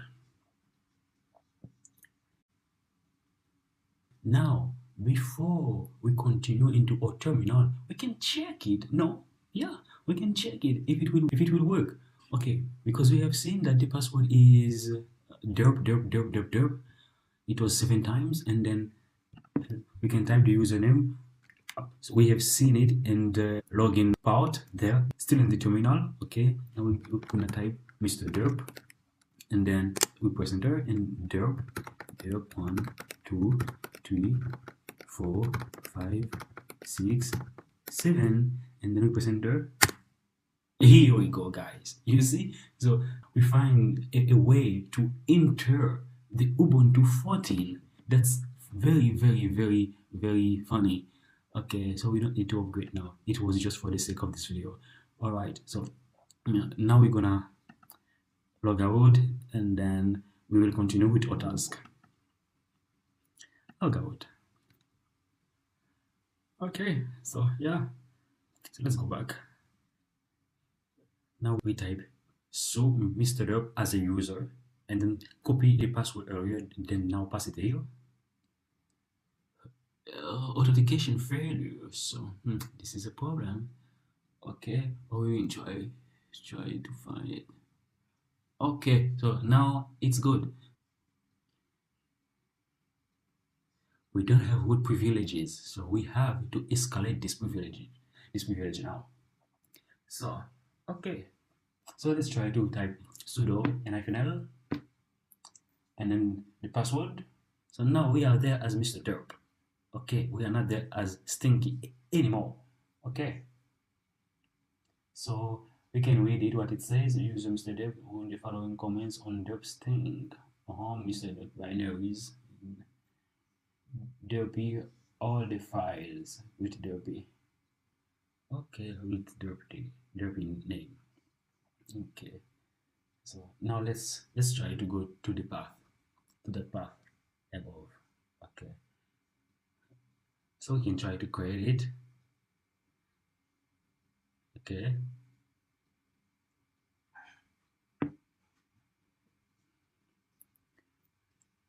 now we're gonna try to create a shell script, and then we put it in that folder, and then name it something like derpy, so that it is exactly containing the word derpy.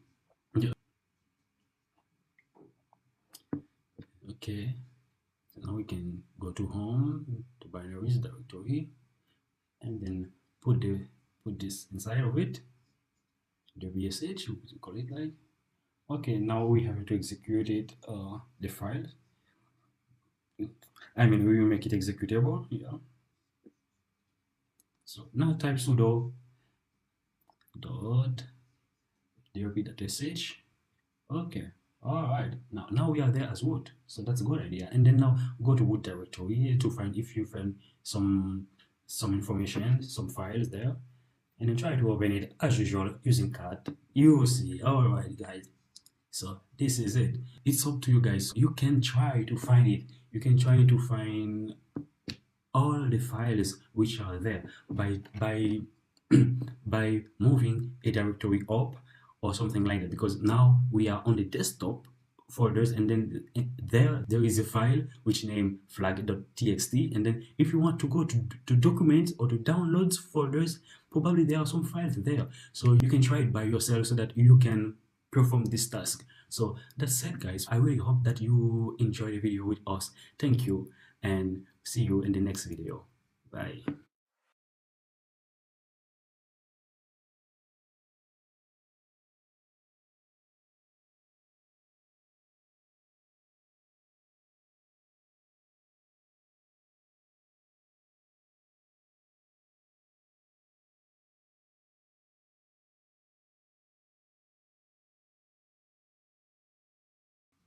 In this lab, the scenario is gonna be focused on the SkyTower enumeration and exploitation. SkyTower is a vulnerable virtual machine so that we can try to extract, exploit, and then to enumerate some vulnerabilities inside so that we can get access into the system.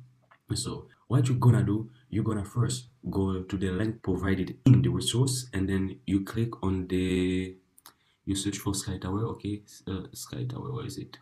SkyTower here, and then you copy this link and you press Ctrl C, or you press Command C if you are on MacBook, and then you go here and you press Command V or Ctrl C, you press Enter so that you can download it. After being downloaded, so you will have to double click on the VBox file so that you import it into your Virtualbox.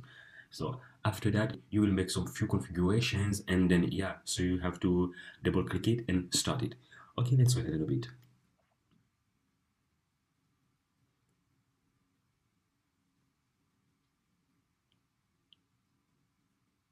Okay, so now you have to click on download. Me, I will not click because I have already downloaded on my folder.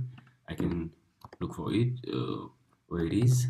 Okay, so now you have to double click it. So let's double click it.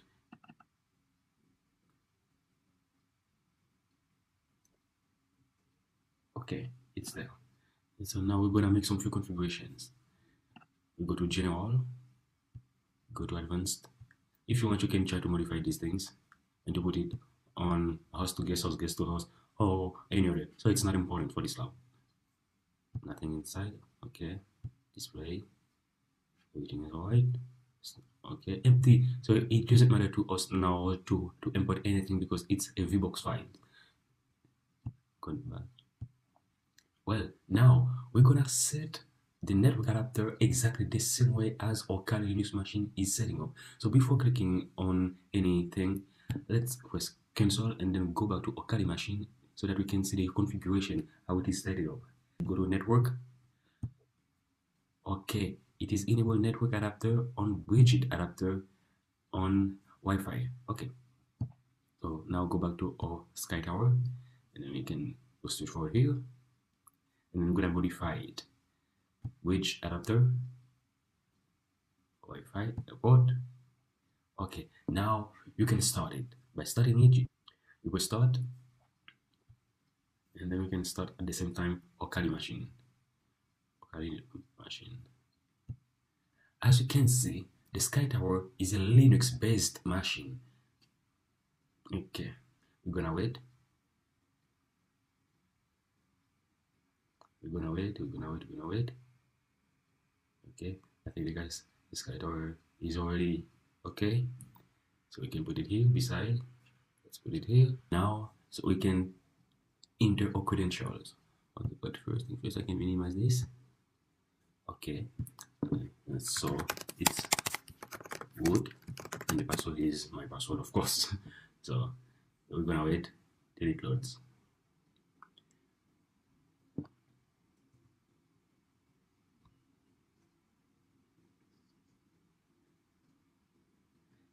Okay, so here we go.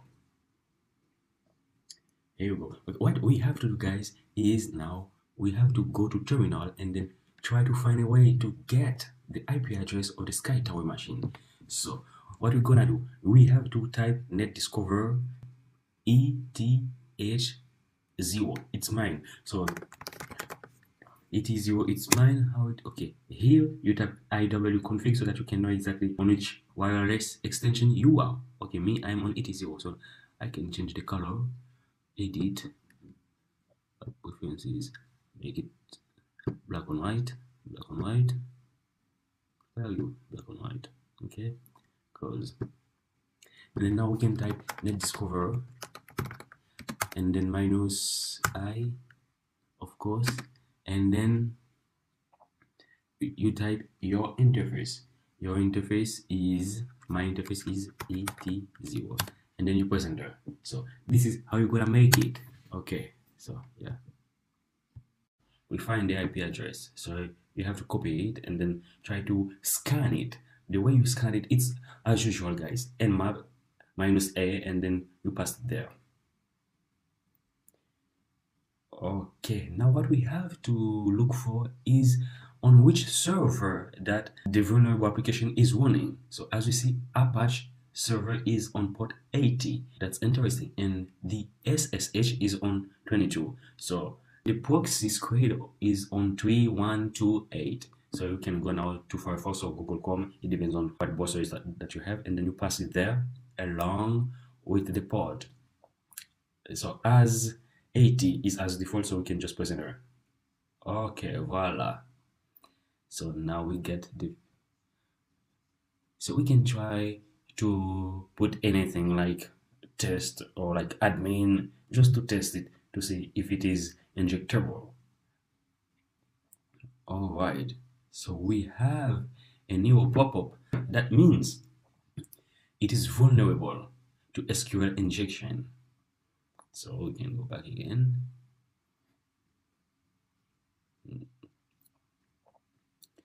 Now try to inject some code. There is this lot of common injection. Just try to figure out the best thing. There is an error. That means the error and password 11 myself. So it is filtered. So we have to find a way so that we can bypass the filter because it has some restriction. And now we're gonna try another one. This is all in logic mathematics. It sends a MySQL query, which is true. That means 8 is bigger than 7. And then we copy it and pass it in the password field. Boom. You see? Awesome. Awesome. Fantastic. Okay, now we can try to read it. What's there? The reminder of your contract and retirement fund, $2 that has been paid and blah blah blah blah. For security reason, you must log into SkyTower server via SSH. Okay, good. So you can open up a new terminal or go to the same terminal. From now, it doesn't matter because there is nothing is running. And then try to go to that path in the proxy list. You get to remove this. Add there now the IP address of SkyTower of the victim machine, following of course by the port on which the server was running, not that 80, not that Apache server. And then save it and leave it.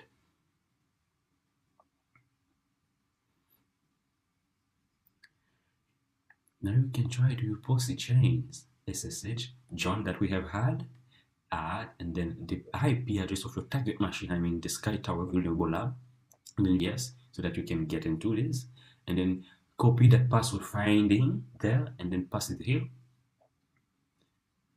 Now we have something we can try to read it. Permitted by application law, no. All right. Okay. Okay. You can try to use the proxy chain, but now you're gonna make few changes. The IP address, you type it, and then you type the ID, and again you pass the password there. Okay. Oh, we are able to execute some commands. Okay.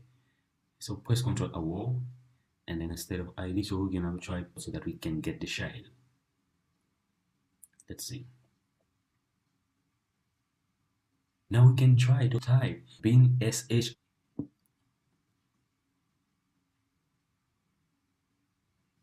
We don't have access to a directory. That means we still lack some privileges. This command is very helpful. It helps us to find the PHP files, I mean all the PHP files, so that we can analyze them. So let's try to check them. This is very important, guys, to know this command. It's helpful. Get access to TTY. Who? We have something interesting. MySQL. So let's check it. So let's start to try to escalate it. This MySQL command will show the database along with the user. SkyTech, we can try it out.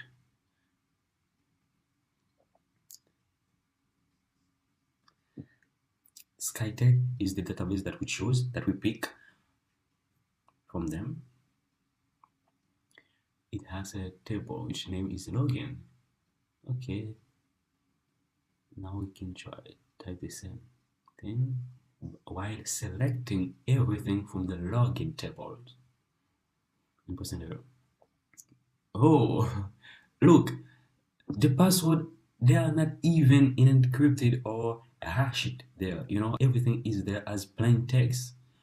Okay, so the John at SkyTech, so we know it. So we can try to go to William SkyTech and then try to put the credentials as well to see if we can SSH it.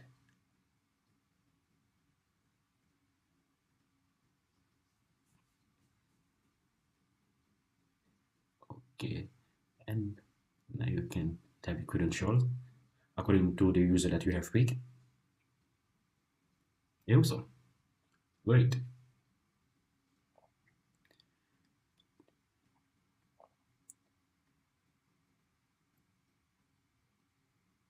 Okay. The password being card accounts. We can't sudo it. Matching the credentials was around this course. Okay, let's try it to see the bash file.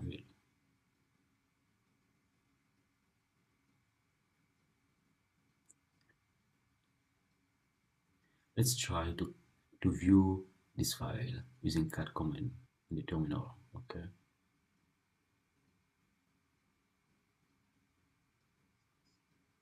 Content bin video. So what we're gonna try to do is let's remove the bash file so that we can get the access. Let's try to remove it.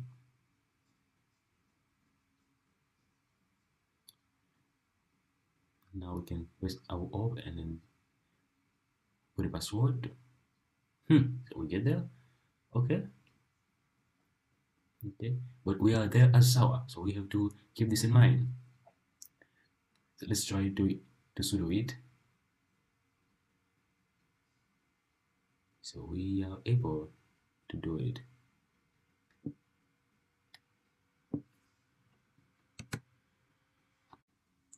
Now what we're gonna do, we're gonna try to list the account so that we can see all which are there. So, but as we have experienced it before, everything that you can try to figure out just to be able to escalate the privileges, you just do it, because sometimes it might get a little bit much more complicated than when you try to get the access and then your method doesn't work, and then you have to know many ways to try to get into it. So let's try to get now if it must be working. Okay, now okay, let's say okay, so we enter the password 4. Sorry. Okay, so now let's try to go some directory up because we don't have the access now. Boom, so we get it. It's fantastic. Okay, so Now we can try to sudo it. Okay, so we have it. So now you can use cat or gedit or vi just to verify. It's up to you guys, you know. So and then we're gonna try to make it to see if it works. Of course it will, but let's see. Come on, guys. Yeah. So this is it. So we got it. This is the wood password. The wood password is the SkyTower. All right. Now what we're gonna do? We're gonna try to again proxy the SSH, but now not with the server account. I mean, not with the server user, but with the root user, because now here we have the password of the root. Okay, so so we're gonna try it now. Okay, let's see. Let's see. So the proxy chains again, SSH, and then root, the IP address, and then you press enter and try to put that password, the SkyTower. Voila! So we get into it. So this is so nice. Okay, guys. So we thank you so much for watching this video, and then we hopefully think that it was very helpful for you and then very understandable how to make it work, how to enumerate some vulnerable system and make some kind of exploitation so that you get the root access, I mean the admin, the full access of the system. Okay, but okay, being there, we can try to do something too. We can try to use these credentials found in the hacking process, in the penetration, in the hacking phase, so that you try it on that virtual machine. Okay, let's go there and try to make it. All right.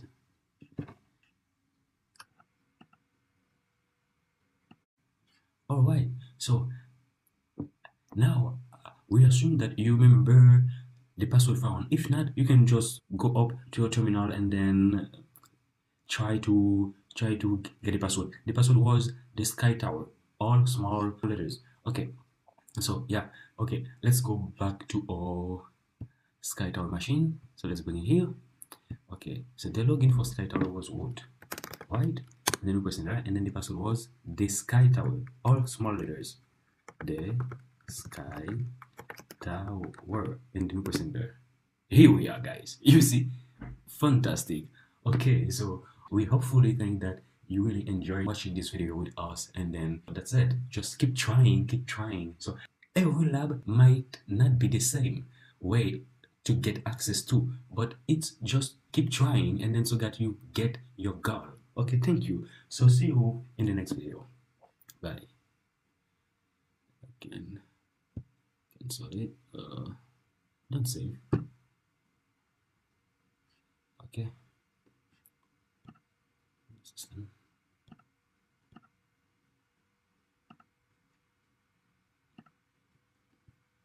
Hello everybody, welcome to my advanced ethical hacking, networking penetration testing.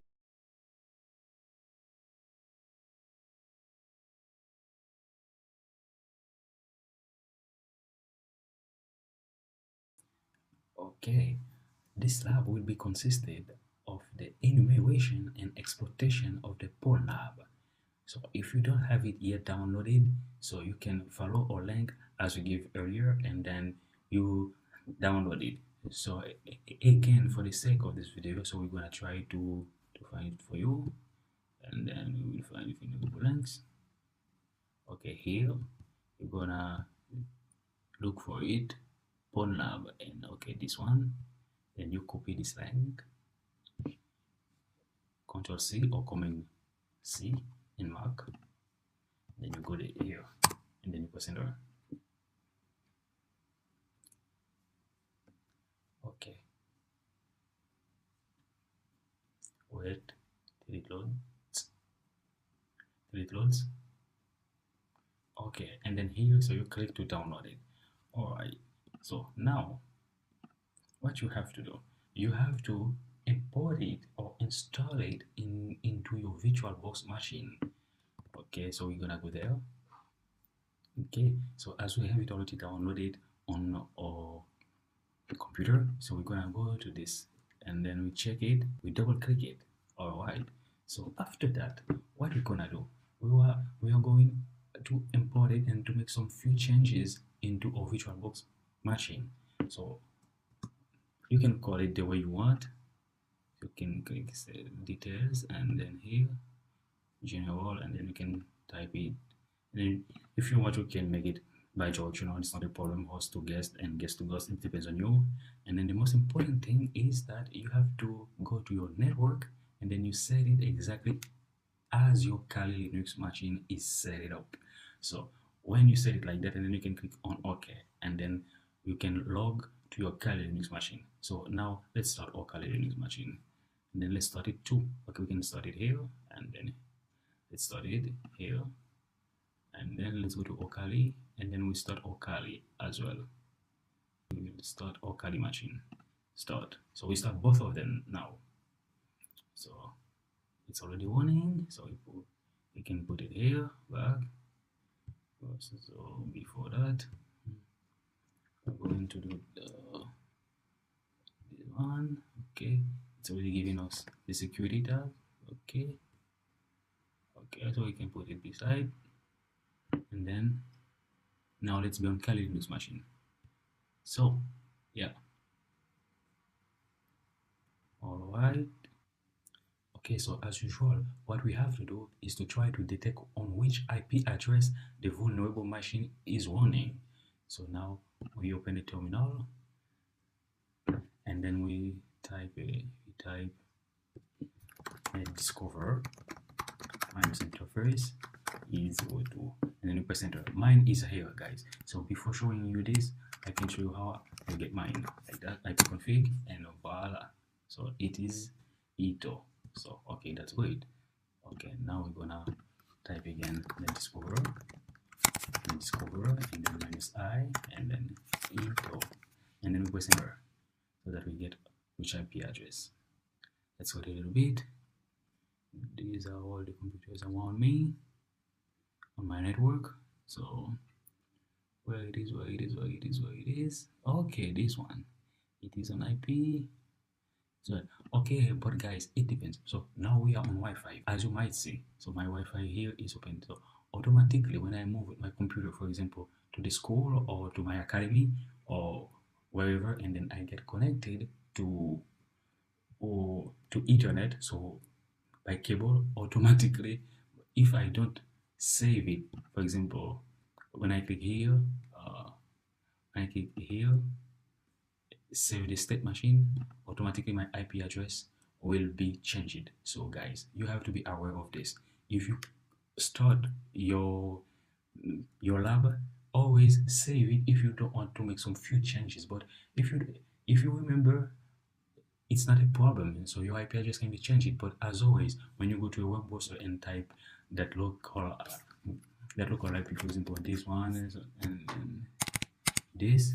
So if you are somewhere else, it will not work, because this IP address will not be the IP address of a PwnLab machine. I hope you understand what I mean. Okay, so now let's go back, and then let's press Ctrl+C to stop it. All right, so now you can go here, and okay, now what we have to do, we have to visit that link address into a browser to see how it looks like. Okay, first thing, we got to make a copy of the IP address, and then we press Ctrl+C, or just copy, right click, and then copy, and then we go here into Firefox, we open the lab, and then we type it. Okay, we have it already, so it's not a problem. But hey guys, so before typing enter, we don't know yet on which port the server is running, so we got to know it. So how can we know it? Then we have to use Nmap to scan the IP address of that vulnerable machine. So let's do it. Nmap -a, that means all, and then the IP, press Ctrl Shift and V, so that we passed it, and then we press enter. So we're gonna wait a moment till the scan is complete. Okay, just wait. All right, so we can have a quick view. Okay, we're already here. Okay, so now let's make a few analyses. Okay, so here are the port and the state service version. Okay, so the most interesting part for us now is to know the port on which the server is running. Okay, let's go here. 80 TCP Open Apache. Okay, this is a server on which it is running on port 80. Okay, let's go down. 111 TCP again, LPC bind. Interesting. So we'll check it then. Oh, MySQL. That's great. 3306. Okay, let's go down. Okay, MAC address of that machine is this one.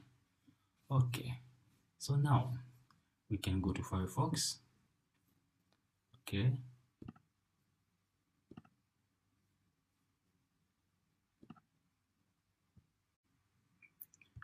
we will go to Firefox and then we will type the IP.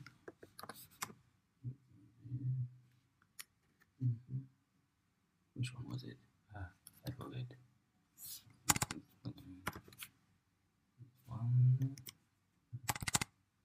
Okay, yeah. So okay, since we got on which port, so the server is running, so we can type 80 and then you press enter. Okay, perfect. So we got there. Okay, now let's try to log in. Let's say because many web administrators, so they just add the username as admin and then put admin and press enter. Let's see if it works. Login failed. Let's try again. Admin 1 2 3 to see by trial anywhere. Let's try again. Administrator, and then 1 2 3 4 5 6. No. Again. Admin 1 2 3 4 5 6 and then press enter. Okay, we're not gonna spend all time here, guys. So we're gonna try to hack it now. Okay. Let's run Derby so that we can see if we can find more directories. Derby and then HTTP. So the IP address of it, we press right click and then so we press enter. So that we can find much more information. Okay, we find this directory, images, upload. Okay, excellent. Let's try now Nikto. It's again a tool in Kali Linux for scanning. You know, you can try to penetrate or to scan a website or a web server with all the tools that you know. The more you know, the better, and then the easier your task will be. So we type Nikto, -help, and then the IP address of your victim machine. The IP address was, so we don't need to type. Okay, we don't need to type. We can just press right click, paste. Okay, and then you press enter, so that we get much more information.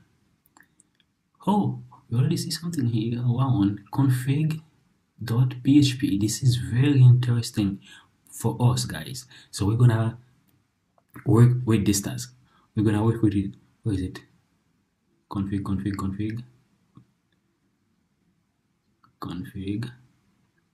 Moment.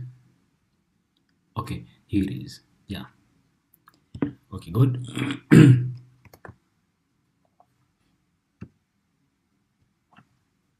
Now let's try to enter it into a web browser.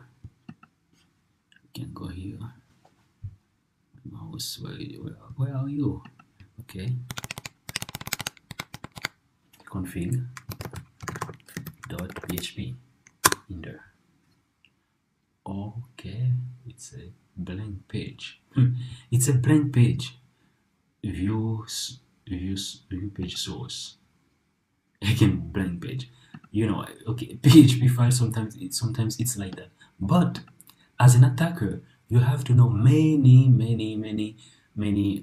commands for scanning, for penetrating, for attacking a website or a web server.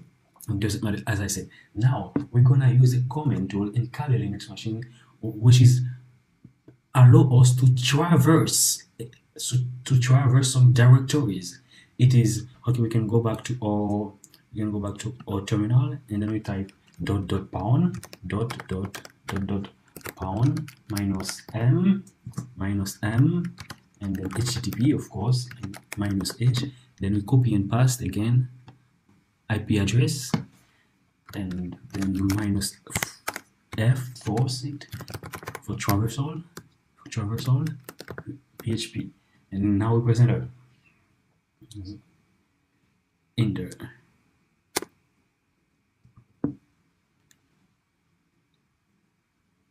Okay, press enter to start the study. Press enter. Okay. Okay, the scanning is running.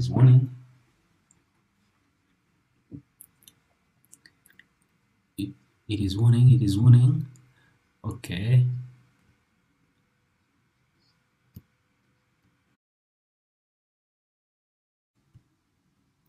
Okay, so we were obliged to abort the scan because it takes us a lot of time without grabbing any kind of information, any serious information.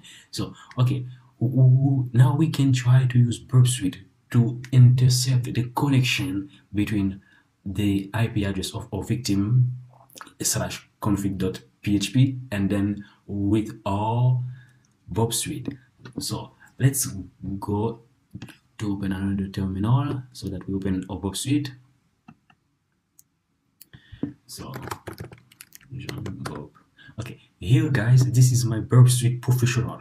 So for this tutorial you can use your Burp Suite Community Edition, but it will be best if you have your Burp Suite as the professional version, because there you will find live scanning, and it's very important. Of course, not for this tutorial, but after it will be. So from now, if you have your default Burp Suite, which comes with Kali Linux, so you can use it. But here I'm gonna use mine, Burp.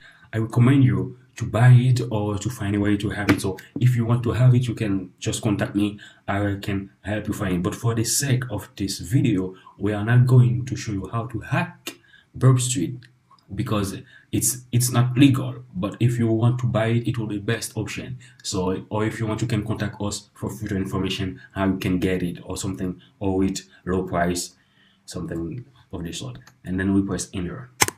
So that I open it, Burp Suite Professional. And there you're gonna make few changes, but Burp Suite comes as default with port number 8080, so it's not necessary to change that port number.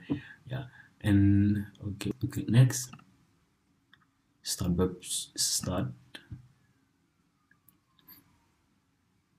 Let's wait. Okay, yeah, so here we go. Now you can make few changes by rerunning Burp Suite or by entering, for example, user version, and then you can add the stuff, change to your port proxy port number. Okay, and then let's go to proxy tab. Let's go to proxy tab. Let's go to scanner. Okay, this is what you will not have in your Burp edition. Okay, so now what we're gonna do in Burp Suite, now we click on proxy and then make sure that the interception is on. If you want the web page to be able to reload again so that you can click on its login menu, click intercept and or forward on Burp Suite.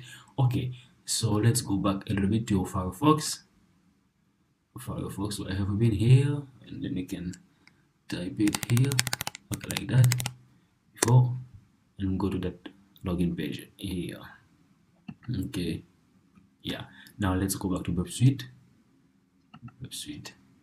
Okay, as we can see, the intercept as default is on. Now what we're gonna do, we're gonna try to make some configuration in Firefox as well, so that Burp Suite is on the same port as our Firefox.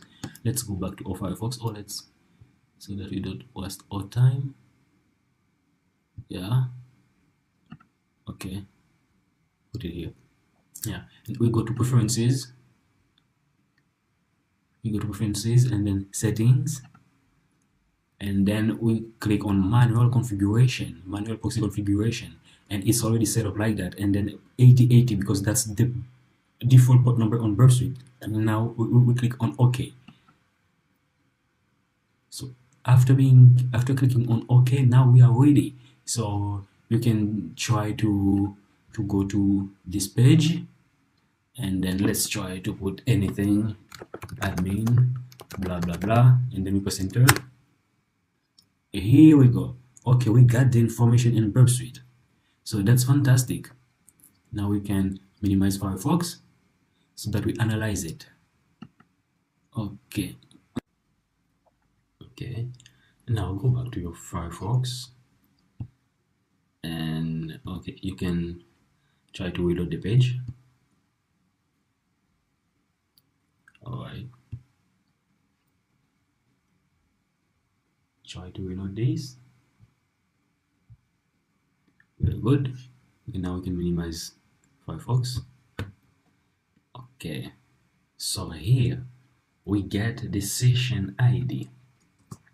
What we have to do, so it is accepted, it's the request, and then we click forward. Okay, now we can go back to Firefox and then try to log in. We click on login. As you see here, okay, let's minimize it again. As we see here now, so we get it now. Okay, so what we have to do is we're gonna send it to the intruder. So right click on it and then send to intruder, and then the intruder tab now get highlighted. Okay, and then we can go to position.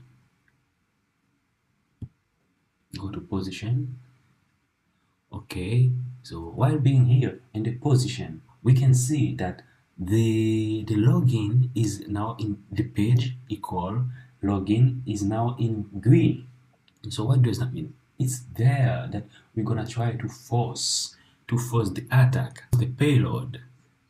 The default attack type is sniper, so we don't choose cluster bomb right now, so we let it as default, and then we click on payloads, and then we passed a file there. In that file we have a lot of comment there, so that's why we provide you it in the resource file of this lecture. Okay, now we can go here and open the file. So you will get it in your resource file, and then you press Ctrl A to select all, and then Ctrl C to copy it. We can close the tab, and then now here we pass it there. Okay, so now what we have to do, we have to do nothing other than start the attack. We click on start the attack. Start attack. Okay, the attack is started. Okay, it's already finished. Okay, so now what you have to do, you have to click on the length, maybe twice, maybe 3 times, so that you get the highest number. So let's try to click one again. Okay, oh, it's become again to the one. Okay, so this is what we get as the highest number. So now we got it. So in the following session, so what we're gonna do, as we can post, okay, we can try to enlarge this colon first. Okay, so we have it in the PHP filter converted base 64 encoded upload. So this is very helpful for us. So now what we're gonna do is that down the page you're gonna see a tab which name is response. So we don't need request anymore because we have made our request through the attack. So now what we have to do is go to response and try to filter it, try to fetch it, try to read it, and go down. Okay, so what you have to do is that you see that you have a text which looks like encoded text. Let's see if we can know a quick overview about it. Okay, it has 2 equal at the end. It looks like a base 64 encoded text. Okay, so let's try to see if it is so. Okay, now we can copy it. We copy only the text, only the encrypted text. We copy it like that. Okay, oops, again we highlight it, okay, and then right click, we copy, Control C, and then now we go back to our Burp Suite page, the base one, and then we go to decoder, then we pass it there, Control V, and decode as base64. Decode as base64. Okay.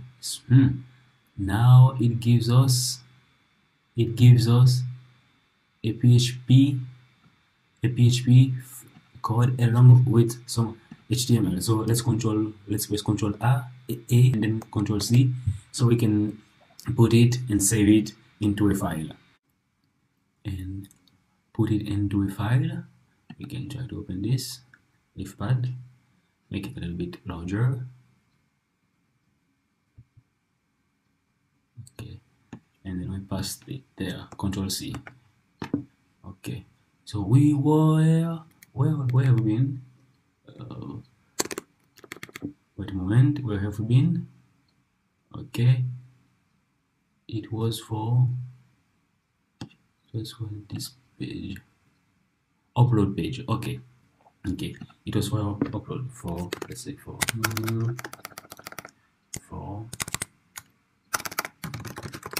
upload page. Okay, so that we make sure, so that we can make a future analyzing, and then the one below to be for, I don't know, so we will see. Okay, so now let's go in here. Okay, we can go down again. Okay, length 1289. We can click on it, and then we are here there. So try to see again what kind of whispers that we have from the attack. Okay, again check if you have some encoded encrypted text. This looks like the same thing. 1 equal base 64 again. Okay, we try, then we copy it, copy, and go back to the main page of Burp Suite. And yeah, so Control A, delete, and then Control V, we pass the new one, decode as base 64. Okay, so now we have a new thing, and then Control A, Control C, go back to our text page. Come on, go back to our text page. It was for now for index, and then we pass it there. Control V. Okay. Now for, we don't know, so let's check it. Okay. Let's go to our attack page, and then now we go back to our attack page. Now we can scroll it down to see much more information. What we need now is we will have to find something like config, like resource equal config, not config.php, for config. As much as you have time and then as much as you have your task to fulfill, you have to try to fulfill it correctly and appropriately according to what you have to do. Okay, now we need a kind of config, so we click on it, and then we try to go to whisper. So we are already there. Okay, password test name. Okay, and so again, Control A, Control C, and then go to our tab, go to our file, and then pass it there. Control V. Okay, again you can like this. Just try to find much more information about config if there are any. Config PHP, no. Config big small p, big H, p. Here, no, we don't need this one, so we can go. We need the weakest. Okay, let's go down. Okay, we have one now. Yeah, small PHP. Okay, so now we need to click on whispers if we have any information. Okay, good, so we have any information, so we try again to copy it, and paste it into burp suite, or copy and go to burp, the main page. Okay, Control A, delete, and Control V. Okay, we find it looks like interesting now, guys. So we find we find some credentials. All right, so we copy, right click and copy, or just Control C, go back to base. This is our base, and then Control V. Okay, now what you have to do, so you find some credentials, root password, and that PHP files. Okay, now check on terminal to see if it is a MySQL password by typing this comment now I'm gonna provide you. Okay, let's go to a terminal. Is a mouse? Come on. All right, now let's read it. Let's make some analysis. Okay, this is our upload page. Okay. If he said post submit, file type name. Okay, so here we see that we have some restriction. So the files which are not ended with these extensions, so they are not allowed. So that's the configuration of that web page. Okay, that's nice. So we have gift png gpage. Okay, let's make some, let's go below. That is important. Okay, now for index, let's like that, index.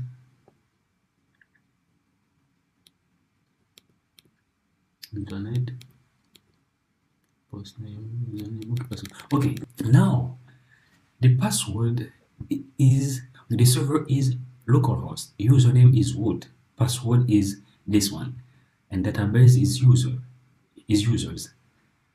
We really have a very quick view on it.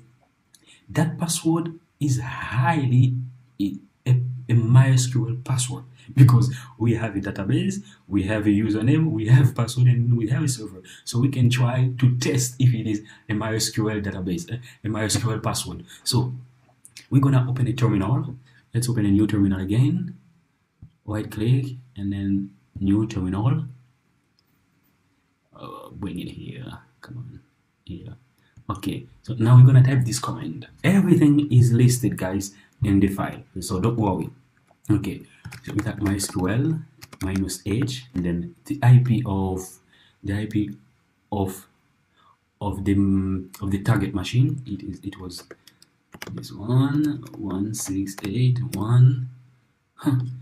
Forget it. Moment. Okay, 170.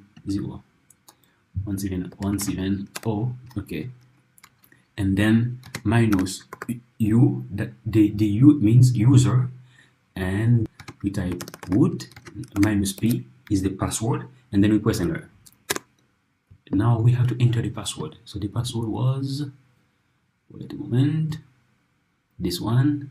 I'm gonna highlight it and right click, copy, go back, and Control C, paste, Control V, and then press enter. I'm gonna wait. We will see. I hope it will work.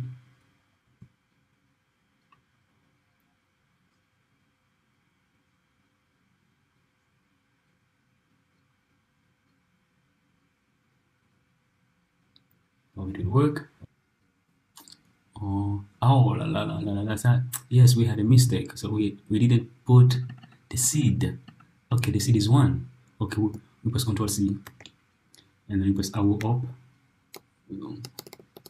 That's why it was taking that long. And then we press enter, and then we paste it, the password, passed, and then press enter. Here we are. So we are in now. Okay, so far so good. Okay, so we are in the MySQL command. Now let's do some database enumeration. Okay, so let's type show databases in semicolon, press enter. We have two information schema users. Okay, so now let's use users. Press enter. Within the border for information data minus R, database changed. Okay, so database get changed. Okay, now what we have to do, so we have to try to find if in the database users there are some tables. So we type show tables, again press enter.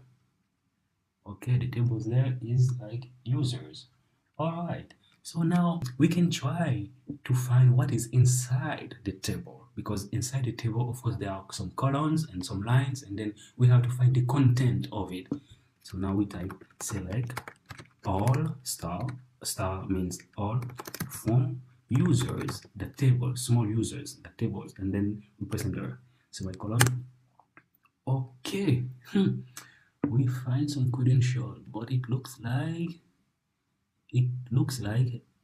this user has the password this, but this password is encoded. Since it ends with two equal sign, we can try to have it copy it, Control C, or copy and then go to decoder and to burp suite, then we try to decode it. Okay, awesome. Now we get some users credential. Okay, we can try to find Ken's password and make sure. Okay, all right, so let's go back to this, and we can press it the word mind target. Okay, so we have two website pages open. What is the next one? Okay, it's this one, attack one, so we don't need this anymore. We can try to close it. Okay, and now try to figure it out. That's there, but the condition is on. We can try to put it off now. Okay, go to decoder. Okay, and then select all, delete and pass it there. Decode it as base64. Okay, so it is like G, big W, okay, some stuff like that. Well, okay, let's go back to our terminal. Okay, so that you might see. Okay. Okay, we can try to copy this, Control C, to copy it. Okay, now we copy it. Now we can try to upload an image to the server. Okay, before that, we can try to go to the login page. Okay, wait, so we copy it. Let's go to Firefox and try to it is squashed. Restore, come on, restore. Okay, try go here. Username is what? I forget how it was. Kent, small letters, everything. Okay, so Kent, and then we copy and paste the password here. Paste it here, and then press enter. Just to see. Okay. Oh, it seems like we are in. Okay, absolutely good. Okay, so we are in now as Kent user. Okay, so now what we have to do, we have to click on browse and then try to find any image that we have. Let's say we have this image, then we click open. Okay, and then now we have to click on upload. When you click on upload, you will see the image is really uploaded to the vulnerable server. So next, you can type in the address bar right after the IP address here /upload, just to see how the image is loading, how it appears in the web server. Okay, so from now, let's go to try to click on upload. here we go. This is the image. So because that image is .png, so the restriction was for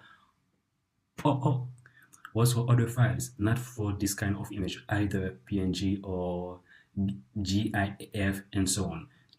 Okay, so now we can try to press another tab, or okay, but before we'll copy it, Control C, and then Control V, / upload, then we press enter. All right, so this is how the image get saved in the server side. Okay, what you have to do now, go back to Burp Suite and then check to see that if the intercept is on. If it's on, let it like that. If it's off, so we have to turn it on. It's off, so let's turn it on. Now it is on. Okay, now what we have to do, we will go back to Firefox and then we type the IP address, of course, and then we will type this command after the IP address. I'm gonna show you this command. Everything will be provided, guys, in the description of the resource file. Okay, we type, let's minimize this one, or let's type, should I still leave it? Okay, I can add it here, another tab, and Control V. Okay, and then Control V. So now what we have to type is the index.php cmd, let's say that host name, and then try to press enter to see what will be next. Okay, no, it's us here, or to minimize my Firefox. Okay, so we get the session ID, we have the host name in red. Okay, so now we have to click on War tabs and then delete the cookies session right after the 2 dots after cookies. I mean the session cookies right after the 2 dots here, exactly. So okay, then pass the name of that image, of course, in the white pane. So let's type it first like that, cookie space lang equal, and moment, where am I? Go back to Firefox. Before going into the dev, so let's make an assumption. So we did see that in the previous file they have some restriction about that the files that can be uploaded, only the one with extension GIF, GIF images, or PNG and JPEG, some stuff like that. And as an attacker, so we can ask ourselves, and what if we want to upload a PHP file? So let's see how we can try to create a PHP file here, or let's Control N to continue. Okay, let's try to create a PHP file and then try to upload it so that we can see PHP.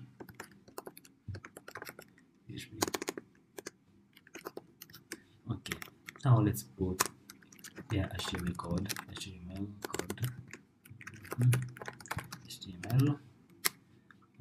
head,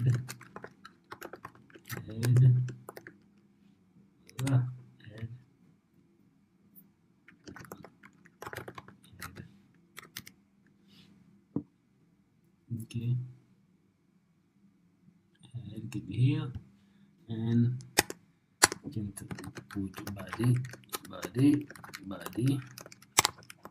just to see, and then blah blah blah. How are you? Something's missing. How are you? And then close the paragraph. Okay, let's save it. Control S, or we can do save as. Okay, we can just save. It will ask us, where can we save it? Well, in the desktop. It might be better for us.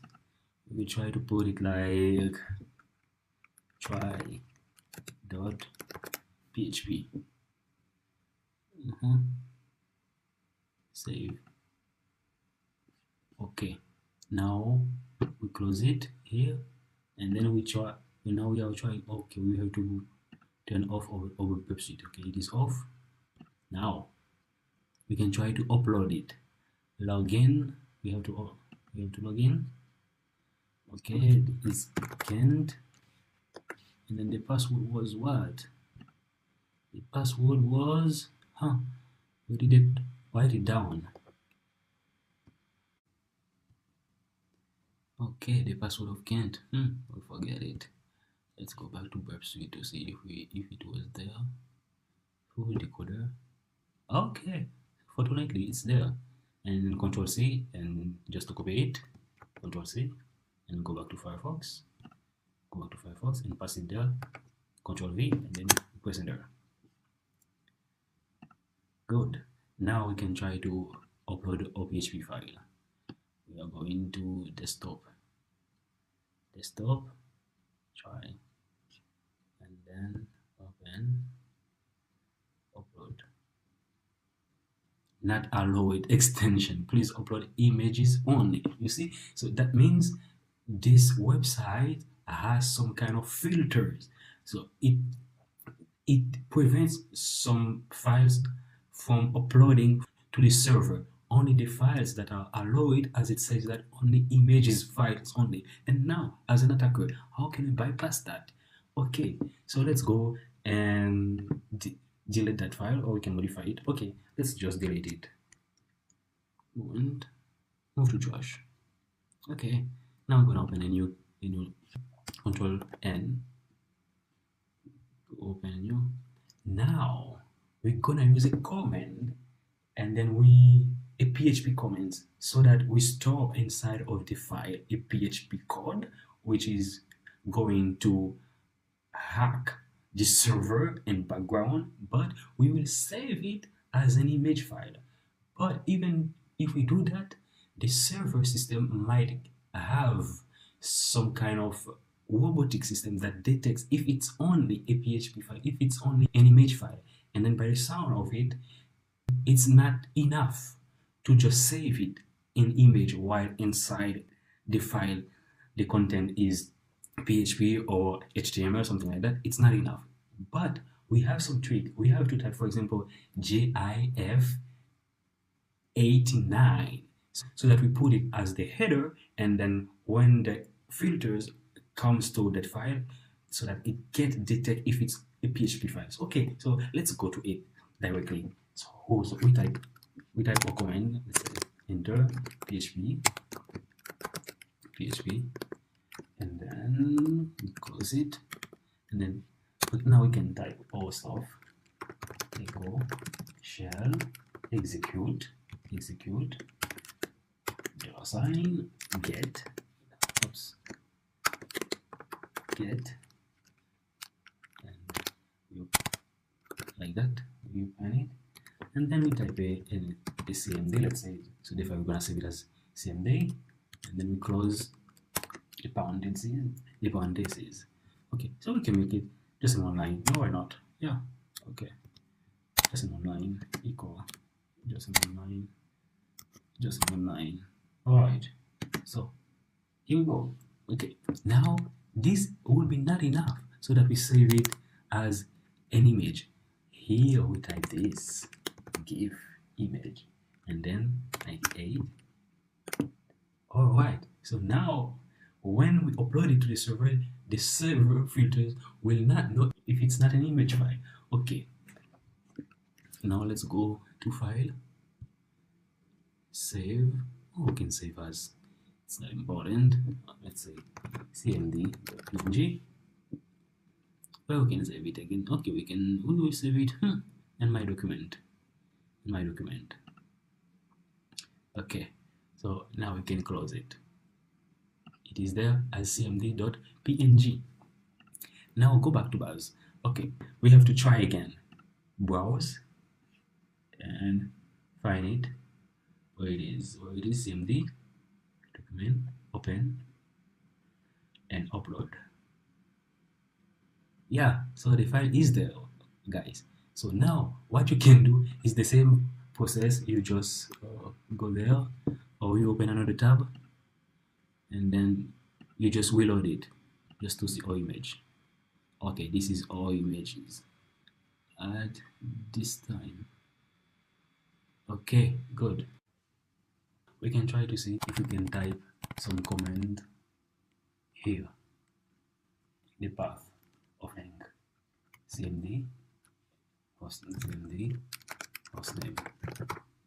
then press in there. Use this server to upload and share image files inside the internet. Okay, by the way, we can use Burp Suite so that we get the communication. Okay, so let's try to put the interception of Burp Suite on. Where is this intercept? Now we put it on. Okay, now we are going to intercept it. Let's try it again. .php, that's index.php, and then okay. So now we can go to Burp Suite. Okay, and now we should replace the session ID. We replace it by lang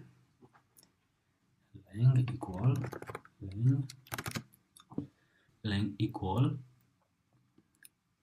the path of the file that we have uploaded slash upload and slash, so where is our Firefox? Here, and then we're gonna go and this was our file. Copy copy what? No, you just have to copy it like that. We copy it, okay, and then press Ctrl C. And now we go back and then we press it like that. Okay, so after doing that, after pasting the file name, the image name here, so now what we're gonna do, we're gonna do the same trick that we tried earlier to do on the Firefox. It's a command injection because we were not able to do it there in the browser, but now we are trying to do it here on Burp Suite. So we put a question mark here, and then we type cmd equal hostname, exactly what we typed earlier, guys. Okay, now what we have to do, you have to send this to repeater. Okay, you right click on it and then send it to repeater. Control R, and then the repeater tab gets highlighted. Okay, so as we can see, nothing is new, so it's just highlighted.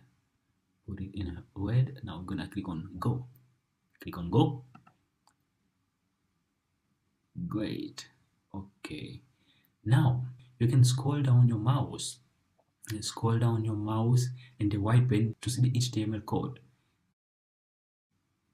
The content of always come here in HTML file view. Okay, now what we're gonna do, we're gonna try to open a netcat port so that we listen the communication. For this reason, we're gonna go to terminal and open a new terminal. It will be the netcat terminal, and then we type nc-nlvp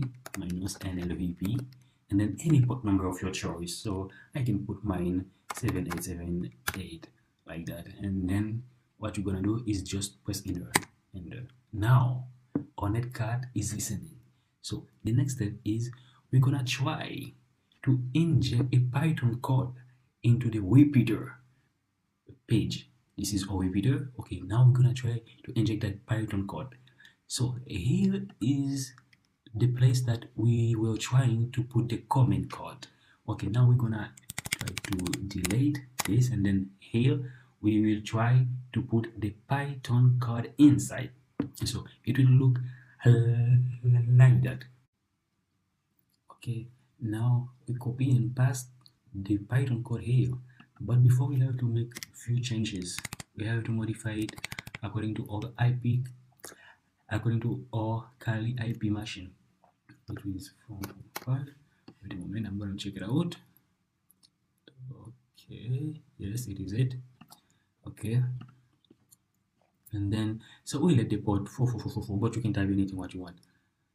Okay, so now before you click on go, you have to first set up your netcat command. Okay, we can try netcat nc minus nlbbr. Let's make it white on black. Wait a moment. Edit preferences, profile preferences, color, white on black, close it. Okay, let's make it. Okay, and then now we type, wait a moment, let's clear, and then nc minus nlvp 4444. So now it's waiting for us. Okay, before we click go, as we said earlier, we have to highlight it, select the Python code, and then right click, go to convert selection, URL, and then URL encode all characters. Yeah, and then now you can click on go.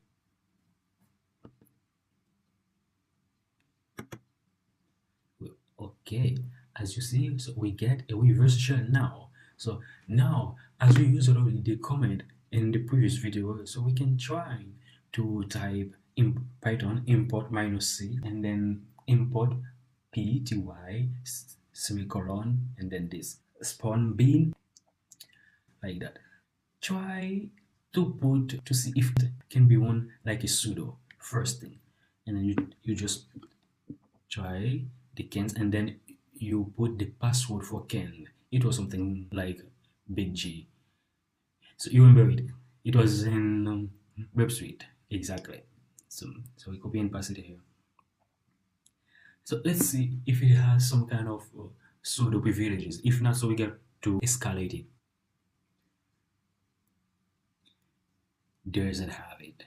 So now our task is we have to escalate the privileges.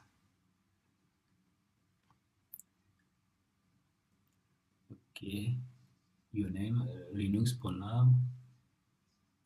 When you type uname -a, it gives us a lot of information about the operating system that we are trying to get in. And we go to Firefox first thing first, and then we intercept it, and then we are going to download this. Of course, it is provided in the list, so we have to advanced add exception. Okay, just copy it, select it first, and then copy it, and then create a new file again, so that we paste it there. So we put it there in the server path. After that, we're gonna try to start our Apache server, and then we create a new file there, and then we put it as co.co32.c. Okay, now that's good.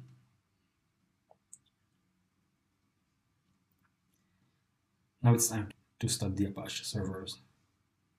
Start and press enter. Okay, great. Now we're gonna back to our reverse shell, and then we change our directory to temp. Okay, now we have to download what we have in our Kali machine, so that's why we put it there in the server path. So the IP address of Kali, so that we get the connection, the communication between them, between the PwnLab operating system and our Kali machine, so that we can download it. Okay, now we have to compile it, so let's use GCC.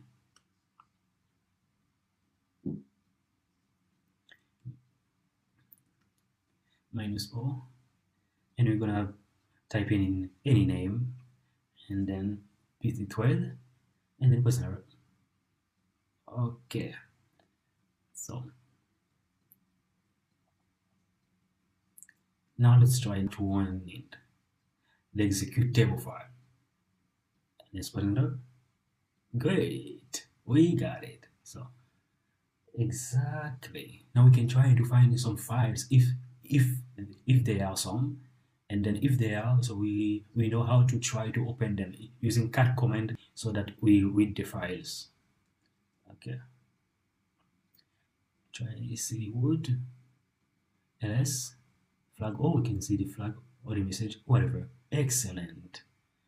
Great. Okay guys, so that's all for this lab. We really thank that you enjoy with us by hacking into the vulnerable PwnLab operating system, and then also that we get the privilege escalation, and then we get the decoded of base 64 encoded text, and then we got some password and credentials. So we have seen quite a good stuff. So we are looking forward to see you in the next video. Thank you.